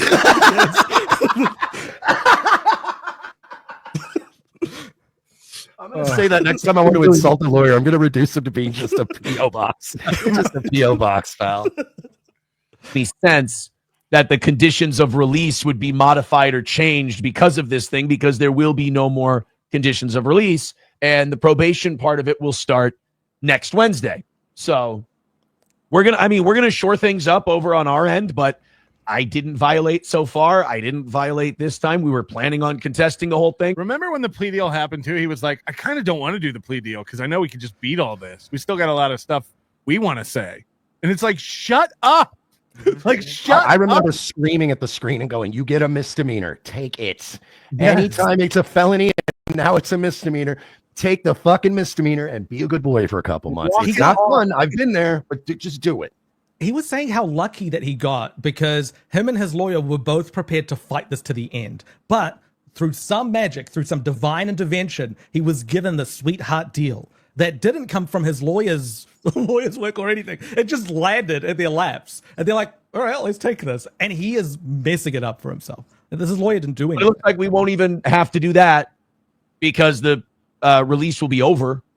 So it looks like we're just going to, my lawyer said, well, can we handle this at sentencing? Can we get a hearing, before the sentencing thing? The judge said, we don't even need to do a hearing before sentencing. I already know I'm fucking you up. We'll just make it part of sentencing. Done. So I was wrong about that yesterday. I made it. We'll make my new charges part of sentencing. And he thinks that sounds good. We'll make my violations part of sentencing. Hello? Yeah. Maybe like it was a little bigger than it was. I apologize for that. My bad. It was my misunderstanding. I'm a novice at these things. I'm waiting for him to just be like, guys, look, this thing's a lock. And I mean, unless this judge is as much an uptight bitch as she looks, we're going to be fine. Don't even worry about it. You're like, oh, no. We had no goals. And we've had people actually saying, Aaron, when there's goals on the show, in a weird way, they kind of like it more. Now, by the way, I love how people are speculating, like if he does go to jail, just put hundreds of dollars on his commissary, right, so he's just getting beat up and raped. Yeah, if people find out this guy's got like $700 in his commissary, he's gonna get bullied for ramen packets. That guy's got $1,000 on his books, and he's a known snitch. Good luck, boys. Of course, I'll buy you the Twinkies about the goal. He's going to be in jail bragging about that. He'll be like, yeah. And then, after that stuff with the Ricketas, I kept meeting with investigators and they're going to be going like, what the fuck? Why are you admitting this in jail? I'd hate to be there the night the Mars bars run out. The funniest thing would be if like people load up his commissary for the first month. So he becomes the commissary guy and then they stop. He runs out of money. You can get more money, Puffy. Right. Just doing shows and not worrying about it this week. I've had a great time. But I think I understand what they're saying because the point they're making is that there's a drama. Like there's a drama in the goal. There's a will they, won't they about the goal. And as our fans have said numerous times, a lot of times they say we hold our donations till later in the show because we like to see you sweat it out. I love it. And then high drama is not always a good thing. There's a will they, won't they when it comes to me and drinking and gambling too. It doesn't mean it's a fucking endearing part of my character. They're not on your side. Yeah, those are his fans. They're the ones who fuck with him. No, that's how my fans are. They're like, I'm worried about you. Like, you know what I mean? Like, pull the stick up, brother. Right. No, like but your car getting repossessed in the middle of the stream was very dramatic and entertaining to watch. It was. It was. Imagine how it felt for me. I had a show to do. There's this morning the latest cope about what's going to happen on Wednesday, and we're all going to be. I mean, I have half a mind to fly to Minnesota. This is today. Sit in on this court. I mean, I really want to. Fuck. This is today, yeah. Sam Hyde is another pod person, dime a dozen, but his gimmick is he is a large goon that doesn't shave like Melton. Oh, see, I can't go with that. I didn't know that Melton put like a covered up picture of a dead 12-year-old girl behind him, and if you paid him money, he revealed pieces of the picture of like Joey sees. I guess he has a dead 12-year-old daughter. 12. Okay, well, you know what? I have to say that is disgusting and outrageous, but not for the reasons you think, Aaron, because that was actually my bit when I did Cam Girl Burqa, and I had a cam girl that I fucking knew from Vegas, and we put a burqa over her nude picture and then took pieces off a la Major League. So I just don't like the fact that it's gimmick infringement, but very funny. Very funny. Yeah, Dead people. Old school radio stuff. I thought he would like it. That's what like tragically unfunny bullied people do when they get older. They either adjust. First of all, this was years ago, and I've said it before. Comedy equals tragedy plus time, right? Mm-hmm. It's not this guy Ski Mask. You know, you don't think it'll be funny to make Ski Mask jokes in a year? It will. It's not funny. While he was doing him the other day, it was hilarious. Right. Thank you. Helping people, or they do shit like that. And, yeah, there was a joke on Chad's show where it said Ski Mask has been sober for 2 days now. Like, that's a funny joke. He was the one that said that he did it on Father's Day as a fuck you to his dad. Like, that's funny. I'm sorry, that's a funny joke. And then it came out that he wasn't drinking or on drugs when he died. That's not how he died. His dad found him in his sleep. He stopped breathing in his sleep. It's like, oh, okay, well, that's not. This is fucking sad. It is sad. Yeah. Like, those are my wins over Melton. Those are my biggest victories, is when you just go, hey, Melton talks about you constantly. It's like, all right, what does he do? And then you bring up stuff like that. Oh shit. And you're like, all right, I've already won. It's like, honestly, it's over. There ain't are you currently tracking your do you have a spreadsheet where you track your dubs and your L's against Aaron, or is that just him? Because this feels one-sided. And I want to point out, if he won, how come I'm in first place on his scroll? Go away. Is that just a bunch? Is that like a collection of people doing that? I guess it's one person. One person pretended to be Patrick and that's hilarious. I don't see your name in first, loser. And crush them. He's definitely one of them. Thank you to Chad Zumach, by the way, for pointing that out. I didn't even know. God, now Chad's a good guy. I can't keep up. That's another one that was weird. Yeah, he's like, yeah, once Chad came out and said, we've all done revenge porn, then I realized we're bros. I remember when Chad said that, and I'm like, yeah, why don't you fucking maybe speak for yourself, pal? I've never done that. So. Even if you've done it, you knew it was shitty while you were doing it, right? Like, I've never done it. I've always been weird about it, because years ago, some people asked to see a girl that I was dating, and I was like, no, it was gross. And I guess that just stuck with me. And don't get me wrong, I'll view revenge porn. Like, I used to love that Is Anyone Up website, but I wouldn't upload to that website. That's fucking disgusting. But, you know, if you post your girl's titties on the internet. If you're viewing revenge porn, it's not revenge porn. It's just porn. Yeah, exactly. Gino didn't do anything. Well, he's done things wrong, but not in that case. That was a thing. Because like most people with a good sense of entertainment, I don't watch anything Patrick Melton. He's got such a girl voice. Like he doesn't watch anything of me, but he's going to tell you what I do now. I got a girl voice. A whiny, whingy woman's voice. It's impossible to listen to. He's boring. He's constantly repeating himself. You don't watch it, but you know what I constantly do? He also changes things depending on what we bring up on this little piggy. Like we've done that before where we mentioned one thing about a studio and that within the next week or two, it's changed. Yes. I made you do that. Who's the puppet master now, bitch? I understand why he covers Steel Toe nonstop. I mean, I look like Milton Berle compared to the slop that he puts out there. Timely reference. Is that the most current reference you could come up with? Yeah, I don't know who that is. He wasn't even alive when Milton Berle was on TV. You're like Milton Berle, huh? Did you dress up like a woman for the Recatas? I'm basically Ted Koppel over here, huh? before you go to prison, says stories which I'm not. If I was going to prison, they would have come and got me. No, they'll probably wait for sentencing. Yeah, there's no point to waste the money. Right. Like, by the way, even if he gets sentenced to like 90 days or 30 days or whatever it is, they'll probably still let you go home. They'll probably still let you go home and take care of stuff before you turn yourself in. They're not going to haul you out of the courtroom right then and there. They're going to look it like has to be. I think in Florida, at least, lock up your house. Like, yeah, like in Florida and in most states, it's 12 months or more to go to prison. So, Aaron, when I think he's really quoting me because I always jokingly say it like, you're going to prison. I'm like, I'm obviously being, hyperbolic about it. But, to jail. You're going to jail. You're probably going to go to jail. I'm not going to prison. I know that upsets a lot of people for whatever reason, but no, it's I guess they really just don't want to deal with us fighting them saying, hey, we think you violated this release condition. And we're like, no, of course we didn't. It's just for the last year, every single day, multiple people have been sending shit in out of context, trying to over. Okay, this still doesn't make any sense. He's like, they're not doing a special hearing for my violations. We're just going to do it during the sentencing hearing. And it's because they don't want to go through with it. It's like, why would they file it if they don't want to go through with it? They filed it, not Nick, not Kayla. They filed it. The court filed it. They do a risk assessment on whether or not you were going to cause harm to the victim. So if you were like starting to drive past her house and knock on her door and start physically threatening her, they would have come and got you. But here it's pretty low stakes. It's just mentions, which you've been doing for the last year almost. So what's another week of mentions before the actual case? Like, they don't need to go out of their way for that. Right. They don't need to dispatch someone to your door. Yeah. I've never violated. I've been very careful. And we're entitled to a hearing. They're not even scheduling the independent hearing. They're just going to mention it at sentencing, and they're going to mention it. They're going to go, by the way, you did violate stuff. Anyway, where's that plea deal? Right. Yeah. The judge looks around and she's like, where is my horse shit stamp? I need to put this. I need to stamp this with bullshit. For the plea agreement that we have.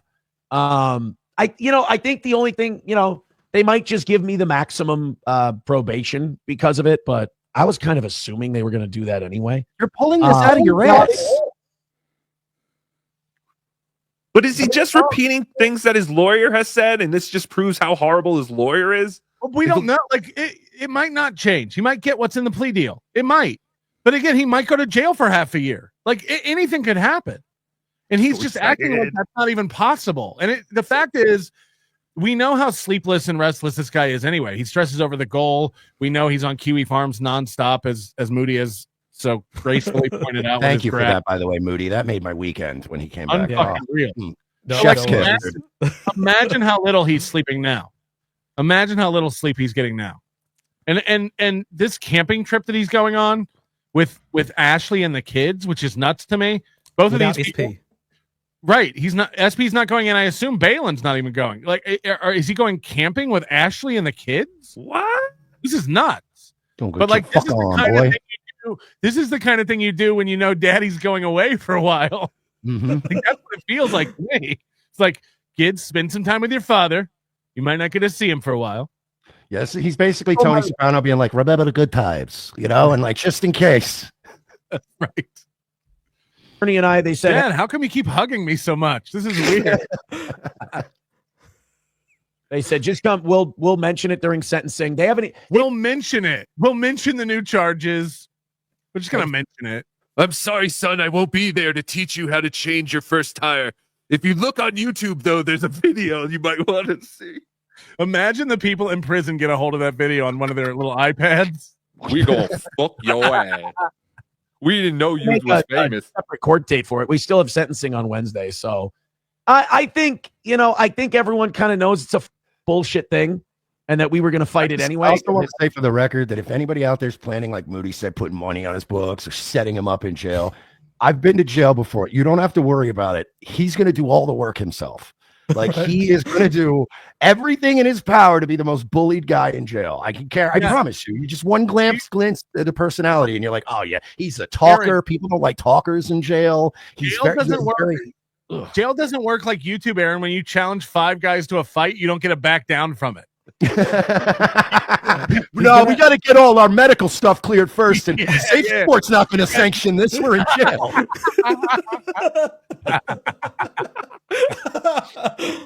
Maybe later, you guys. I don't feel like beating right now. Guys, we can't do this unless we've got boxing gloves. So let's wait for those. Yeah, I'll get some mouth guards smuggled in. Horse shit, but it's nice to know that they're not. He comes out of jail missing more teeth. Like a huge deal because, like I said, it is horse shit. But what are you gonna do? Balls Deep said, "You mean snitches are reporting? Those names should be public." Yeah, it's not public. It's not even said what I did because there is no instance of what I did.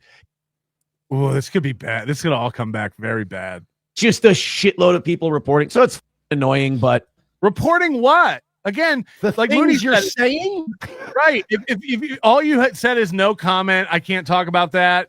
Like there would be nothing to report. Meanwhile, there's dozens. Like Mersh said, you showed a picture of Kayla that was behind a Patreon paywall of her in lingerie on your stream. Mm-hmm. Like, what are you talking about? And it's not even like an army of people. It's just the way the internet works. If I came on this show tonight and just started machine gunning N-bombs, there's somebody in Melton's audience that's going to be like, and report timestamp 4562. Like, it's just the way the internet is. You got to kind of watch your fucking ass, dude. But also, like 4 to 6 people doing this sometimes feels like a mob. Like if you're on the receiving end of it, they can create multiple accounts and it can feel bigger than what it actually is. You don't have to explain that if you have those numbers. An order, it's what is it? Conditional release violation report, and then they give the report, and then they talk to. We're supposed to do a hearing. They talk to us. Sounds like we're not even going to get that far with it, because, I mean, my release is over. Like Wednesday, my release is up, so there's not really much you can do about that. And then I have my sentencing on Wednesday. Once the sentence, it'd be like if you killed a guy in jail and you got out of, and then you were released from jail before they found out you were the one who killed the guy. And then they found out. He's like, well, I'm out of jail now, so you can't even. It's like, yeah, it's double jeopardy. You can't get me now. Wait a minute, what? The release conditions are up Wednesday. Yeah, and you've already violated them, and they're in place now. So they already printed Wednesday's itinerary, and I doubt they want to waste more paper and ink. You know, they don't do that in court at all. They don't waste paper. It's insane because his probation conditions are going to be almost identical to his release conditions, and he's proven that he can't do. Like, this is extremely relevant for the judge. It's over. We just start fresh with the probation.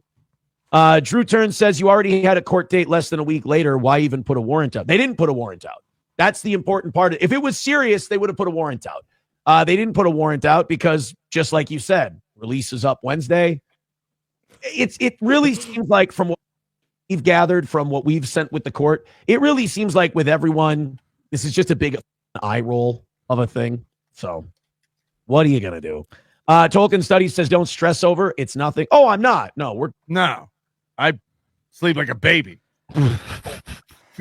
Like a baby that gets up every 2 hours crying and needs its mother to write a letter. I don't know whether he's lying to the audience or himself. I can't get a gauge on that. Yeah, no, I'm fascinated by that. I've been watching him for a year now, and I'm still like, there's days where I'm like, are you bullshitting us, or do you really? Because he does feel like a true believer in some of the shit he says.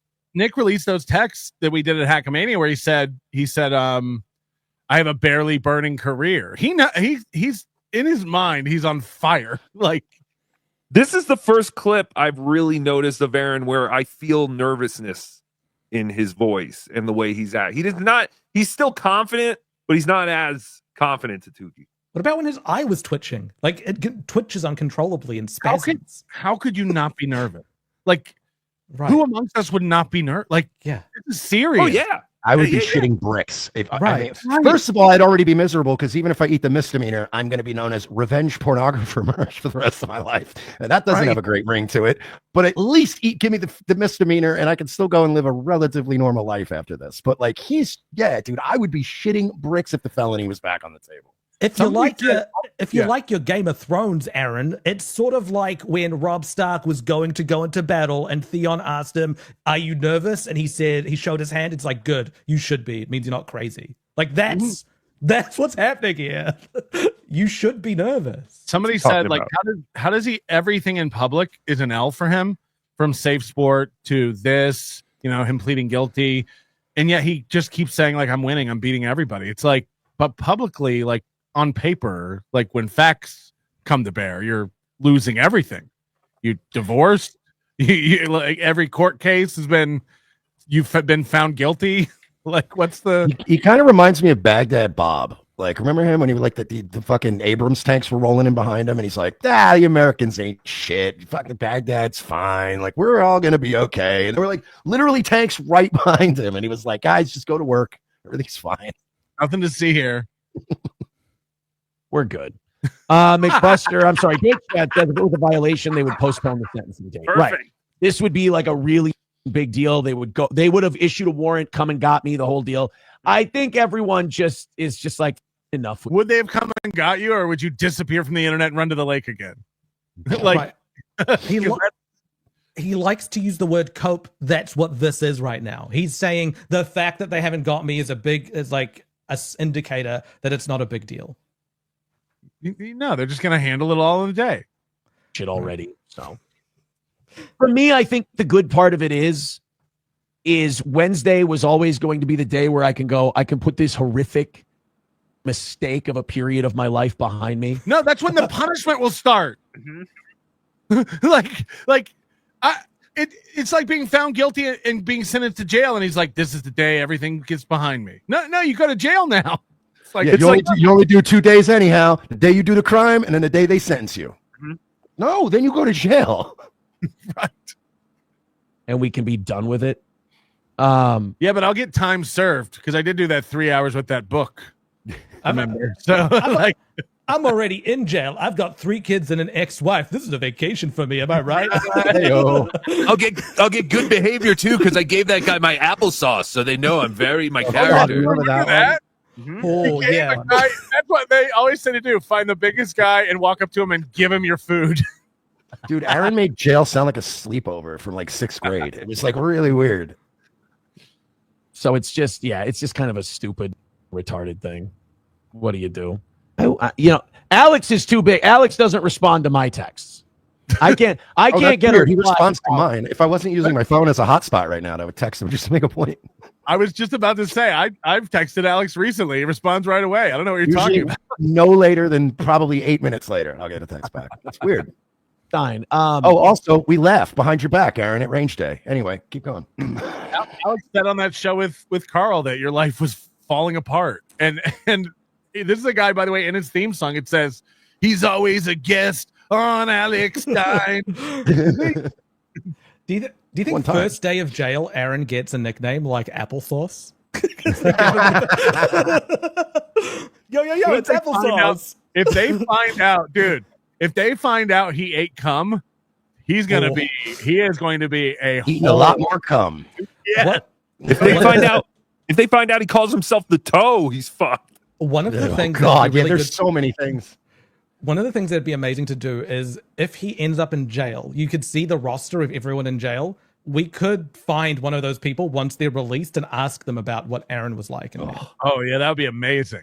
I hope somebody tries to fight him and he gets in an old-timey boxing stance. You know what I mean? Right before somebody just kicks the shit out of him.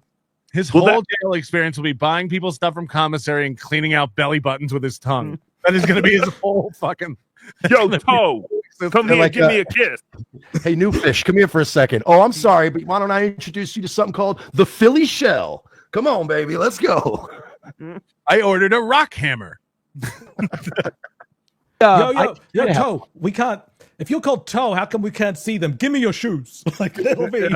Whoa, they get taken. What's that crazy position you doing? This is called boxing, and it could change your life and maybe get you out of here. Yeah, Come maybe with me, I'll teach you. Yes, because I'll have a heavy bag like in the common room, and he'll just be like training people on how to box, and they'll all just be laughing. I know it changed some lives.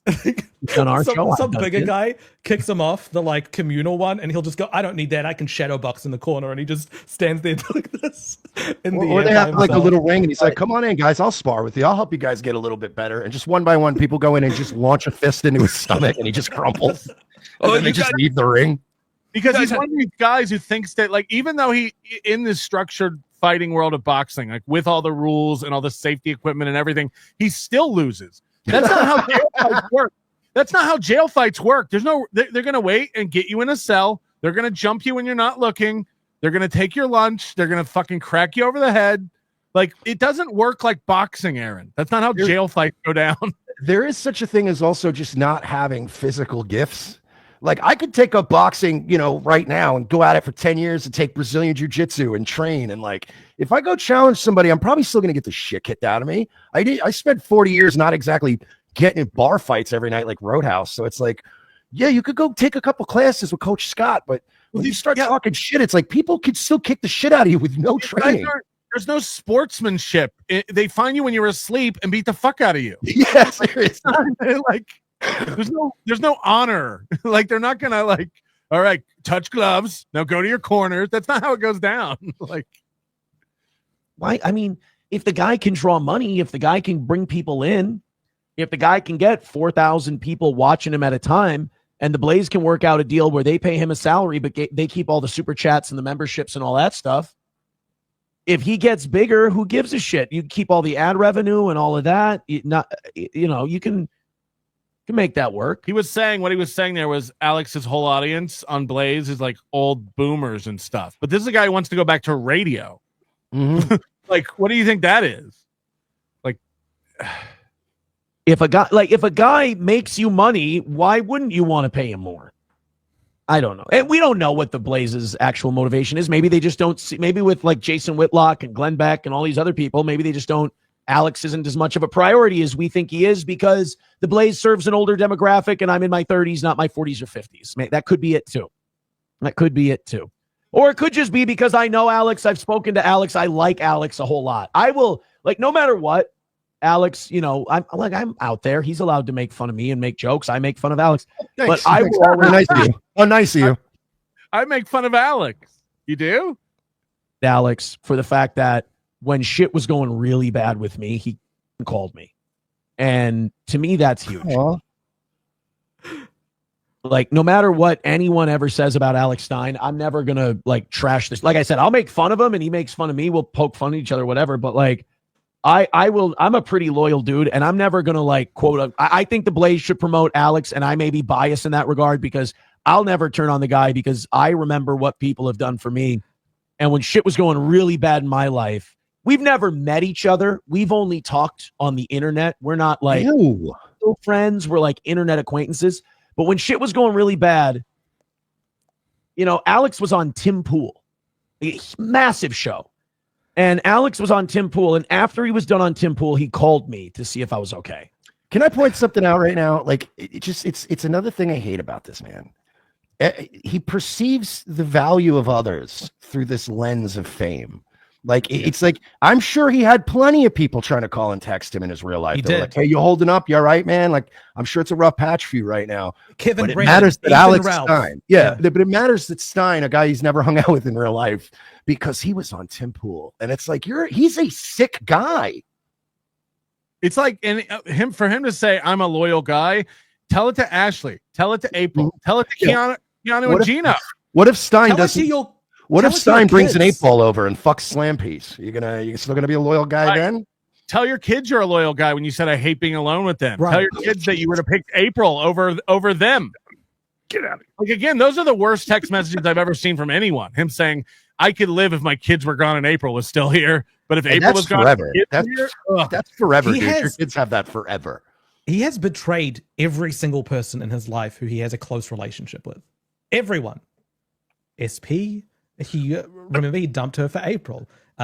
Ashley absolutely betrayed her. April, his kids, his parents, like everyone that should be close to him, he's turned on.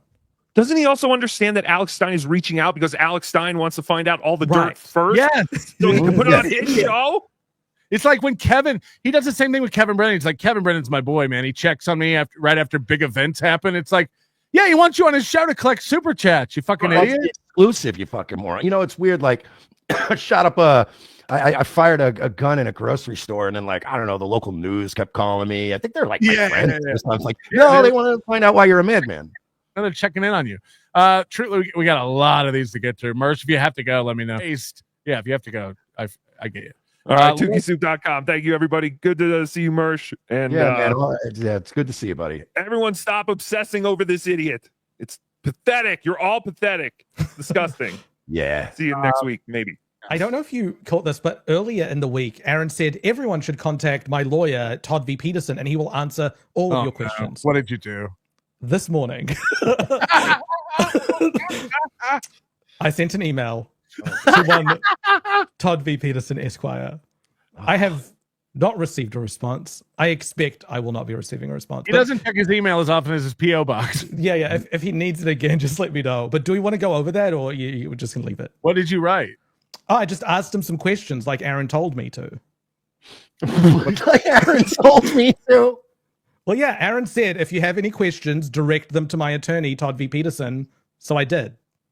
What were the questions? Oh, we can go over them. Just share my screen. Oh, fuck. We're never going to get done with this show today. Hold on.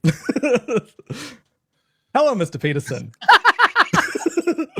I host a weekly show which covers aaronimholte and his misadventures, and I'm writing to seek out answers to a few questions.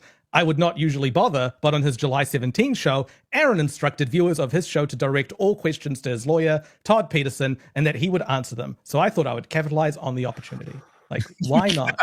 If he has a press department, if he's got a media department, I'm going to contact that. Number one, Aaron claimed that his recent alleged violation of his release conditions were described by yourself as not a big deal and horseshit.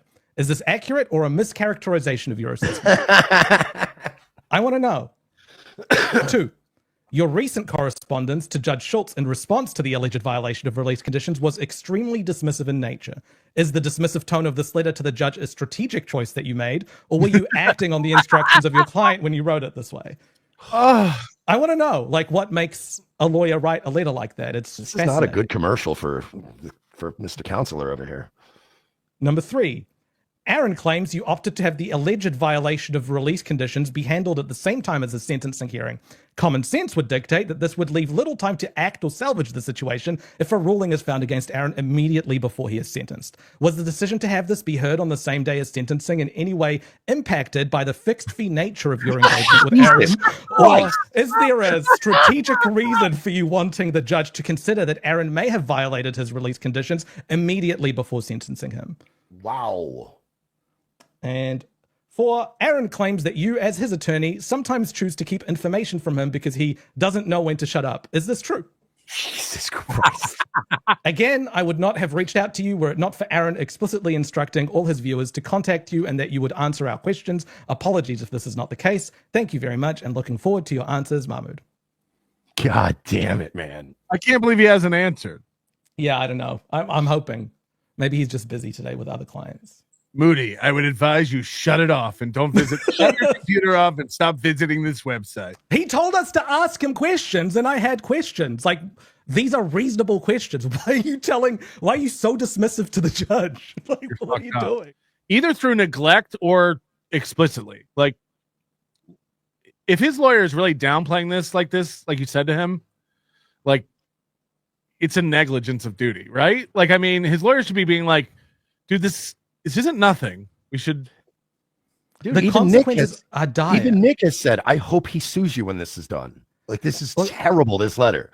I've known lawyers, and they're always like, look, even if it's a slam dunk case, the system is run by humans, and it can still work out against you. And here's the risks of taking this further. Like, they are always very clear about that.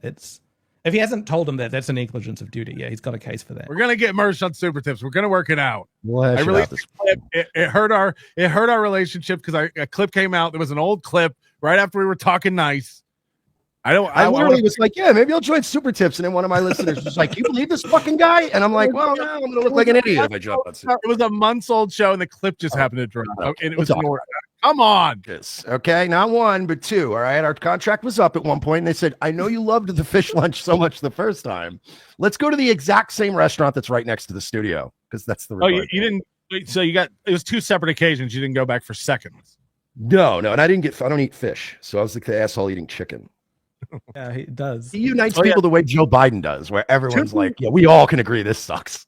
Tookie wanted me to ask, because there was that occasion, I guess Carl invited you on the show, and I saw you backstage momentarily, and then you just fucked off because I was on, I think. Yeah. Yeah, no, I'll admit that. This girl was like, yeah, pop on. And then I popped on and I was like, I'm not doing this. Well, he managed to get Ethan, Ralph, and Carl talking to each other. Yeah. Aaron brings people together. There's no doubt. Well, Ralph's been on a bit of a redemption arc lately, man. Like he went on Keanu's show and destroyed her sober. He was making like salient points. He was calm. She looked like a complete like bozo talking to him. And then Gino went on his show the next night and was doing typical Gino shit. And Ralph's like, yeah, I don't, calm down. Well, so Ralph's on a redemption arc. You did that show where you were making fun of the Gabe Hoffman and Kiki thing, and since then they've had a falling out. And now you said you would take up with anybody against Gabe Hoffman. So are you back on the Kiki train now, or are they both fucking retards? No, I mean, look, I still don't hate Kiki or Gino. I just think that they're being fucking stupid. They're being disingenuous. They're being hypocritical. And look, I'm capable of being all three of those things. But when you're being that, just be that and say that that's what you're being. Stop taking this fucking moral high ground. Stop pretending like you're worried about Nick Rekieta's kids. I'm way better friends with Nick Rekieta than you, and I don't give a shit about his kids. So stop pretending like you work for CPS and just say I don't fucking like the guy. That's all. Yeah, I'm gonna put a giant picture of Nick's kids on my wall next week. You're kidding? If they find out he ate cum, like in jail, hey dog, I heard you like cum. It's not going to be good. When Johnny leaves, he'll really have nothing. And yet he doesn't even utilize Johnny for a letter. Like that's like cash that. What happened to Matt? What happened to Matt? I thought he'd be dropping in all the time. No, but he said he's going to be popping in all the time. Yeah, like Vape Shop Benny. He was going to have a new sponsor, Benny from the Vape Shop merch. Yeah, we call that Mersh Noir. The Mersh Noir. Hey, that's my bit. I do Mersh Noir. Yeah. One time. Yeah. We'll tease that. Hey, you know what, Chad? That was a great setup. Let's tease it for a Nobody Likes Onions. And maybe I get cut in a little bit and we'll both make some money. Thanks, Chad. What a great guy you are. Chad already misses Super Tips. We found out that the reason Chad has abandoned Super Tips had nothing to do with me, because I haven't talked to Chad in 2 weeks, and all of a sudden he's like, "Oh, he blew it. The last chance I gave Melton." Chad couldn't figure out EV Mux and went back to StreamYard. And on StreamYard, you can't do Super Tips like you can on EV Mux. So that's the real reason. Chad couldn't figure out EV Mux. What about why doesn't anyone use OBS? It's complicated to set up the audio monitors. You can do it right away. You could do it, but one of the things is there are these like technical novices who have started shows. Like streaming is so easy now that you don't need to know OBS to stream. I've been doing it since Firewire. Like this isn't, you know what I mean? There's no barrier of entry anymore. You're a different man, Mersh. Like, no, they can't figure out like the virtual audio routing and all that kind of stuff. So fucking EV Mux makes it Momos. EV Mux makes it easy because it's literally like an online OBS. So you can just add a web source layer and it works. But Chad couldn't figure it out. I never had someone trying to troll me and give me so much money. That's what happens if you piss off Goldfold. He gives you money to take. Oh yeah, that Goldfold guy fucking sucks, dude. Sign up over at Rumble. Don't start bashing Jews. He'll never stop giving you money if you start bashing Jews. So I have, for all my life, been very, easy to embrace my flaws and lean into them, right? So the original dab stroke, that was legit. I was on another fucking planet. I didn't even know the name of the first so-called stroke. The second time that it happened, the woman cop thing, if you go watch it, it's so obvious I'm doing it. I'm doing a homina, like I'm doing a bit.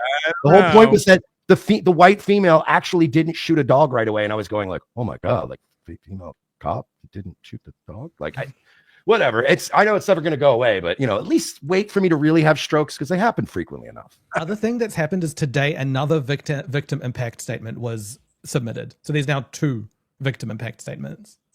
I don't know if it's from Kayla or what, but it's just the second one. Okay. He always hated Aaron.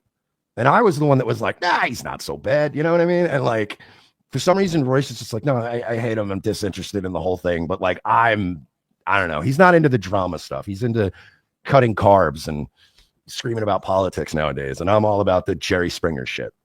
It's why me and Royce work. If we were both the same guy, it would suck. But it's like, I'm the trashy Jerry Springer guy. He's the one that's like counting fucking macros and like, can you believe what Rand Paul said? And I'm like, and I have like a basic bitch take. That's why Aaron and Johnny suck. They're both handicapped losers. This was over 10 years ago. I didn't know David Chandler, and I shut the fuck up. There's no clips of me talking about it because I had a lawyer who told me to shut the fuck up. So by He the way, was so on their big stream, get which is he that, took down. the big get on Melton is that he has a 10-year-old coke charge. So basically, your big scandal on him is that he was a lot cooler 10 years ago. Yes. Oh, it's bad at not getting caught. Either way you look at it. I mean, like, but again, yeah, my lawyer told me to shut the fuck up. So there's even to this day, I don't. It's done. It's over with. Just Yeah, what would happen by me talking about? She paints Aaron doing weird faces. So every time I see a face that I think is canvas worthy, I pause it and I say, "Hey, Cardiff's kids, Go to see the letter. This is going to say see the letter C kidsart.com, and you'll be able to see all of her work. Yeah, I won't be doing that. That sounds like something I won't be doing later. It's the letter C. It's the letter C. I can't even say that out loud, or people will see his representative do. And yeah, he's based. Mersh, yeah, I know. It's a really low hanging bit. Yeah. Moody's favorite bit you did was Aaron playing poker. Oh yeah. Do you remember this one? I don't even remember because you said he moves his hand a lot when he lies. Oh yeah, no, it's true. It's like, no, I've got a full house. I'm doing great. Yeah. You're like, I'm all in. I'm all in. I'm all in. To jail. I don't even think they'll do that. They'll like let him go home and get everything in order and turn himself in on a day. A little DM, an email, a little, hey, don't do that again. Right. Before you fucking make a bot that tracks everything I do. It was so like it wasn't a tough thing to build at all. Like it took me 20 minutes and it spat out that stuff. And I'm just writing a letter to Aaron's lawyer because Aaron literally told us to. Otherwise, I'm not doing anything like that. He said do that, so I did. Holmes. Jesus Christ. This has been an amazing episode. Final thoughts? Anybody have anything they want to get out before we? Just thanks for having me. This was fun. Yeah, but we'll get your plugs in a second. Moody usually has a lesson, like a Jerry Springer moment. We've neglected to mention anything about the safe sport stuff. I think he said, I think last month he said that it would only be a couple weeks away. He's been constantly missing these deadlines. I really think it comes back after sentencing is done for the previous violation of the HRO, unless this felony thing is prolonged. Well, yeah, and also if this is a new charge, like this could prolong it even more. If he's up, I don't think this is a red light finding from Safe Sport. Violation of an HRO is one of their red light findings. Harassment? Harassment is this is like revenge porn, which isn't explicitly listed the same way that violation of an HRO is. But a felony charge is listed regardless of what it is. So. Yeah. Well, Mersh, tell people you're on tonight, I assume. Yeah, if my internet comes back on, you can follow me on X, formerly known as Twitter. Gooning on Rumble is my username, and that's the only verified Mersh account. And then Nightwave Radio on Rumble, and hopefully soon to be YouTube. And then we're going to talk about super tips. If I can get Gabe on there, we might have a. And you know, like Pat Dixon and Cardiff have been banned off YouTube. They just created new accounts, and then you just use super tips. You don't even need to get monetized. And then, No. I know. I've just been like lazy about. I got to get a burner phone because I have like YouTube knows all my numbers at this point, so I need another phone. Oh, can I plug one more thing too? I don't want to forget. No! Pretty antisocial tomorrow. I'll be with the ladies. Yes, and I contacted Mersh before they reached out to you. I didn't copy them. Mersh is just hot right now. This Mersh is so hot right now. Thank you again, Captain. I'm the best deal in the business, baby. Are you gonna do a tour of the Dabbleverse like Adam Bush? Yeah, Chad. Oh yeah, Adam Bush has been. That's weird. Like I was like, oh shit, I know that guy. After this stuff, 100% Chad will reach out to you and be like, you should come on my show. 100%. Let's walk over Melton. Come on, bro. I got a plan. Yeah, got a plan. All right, thank you guys so much. We'll see you next time.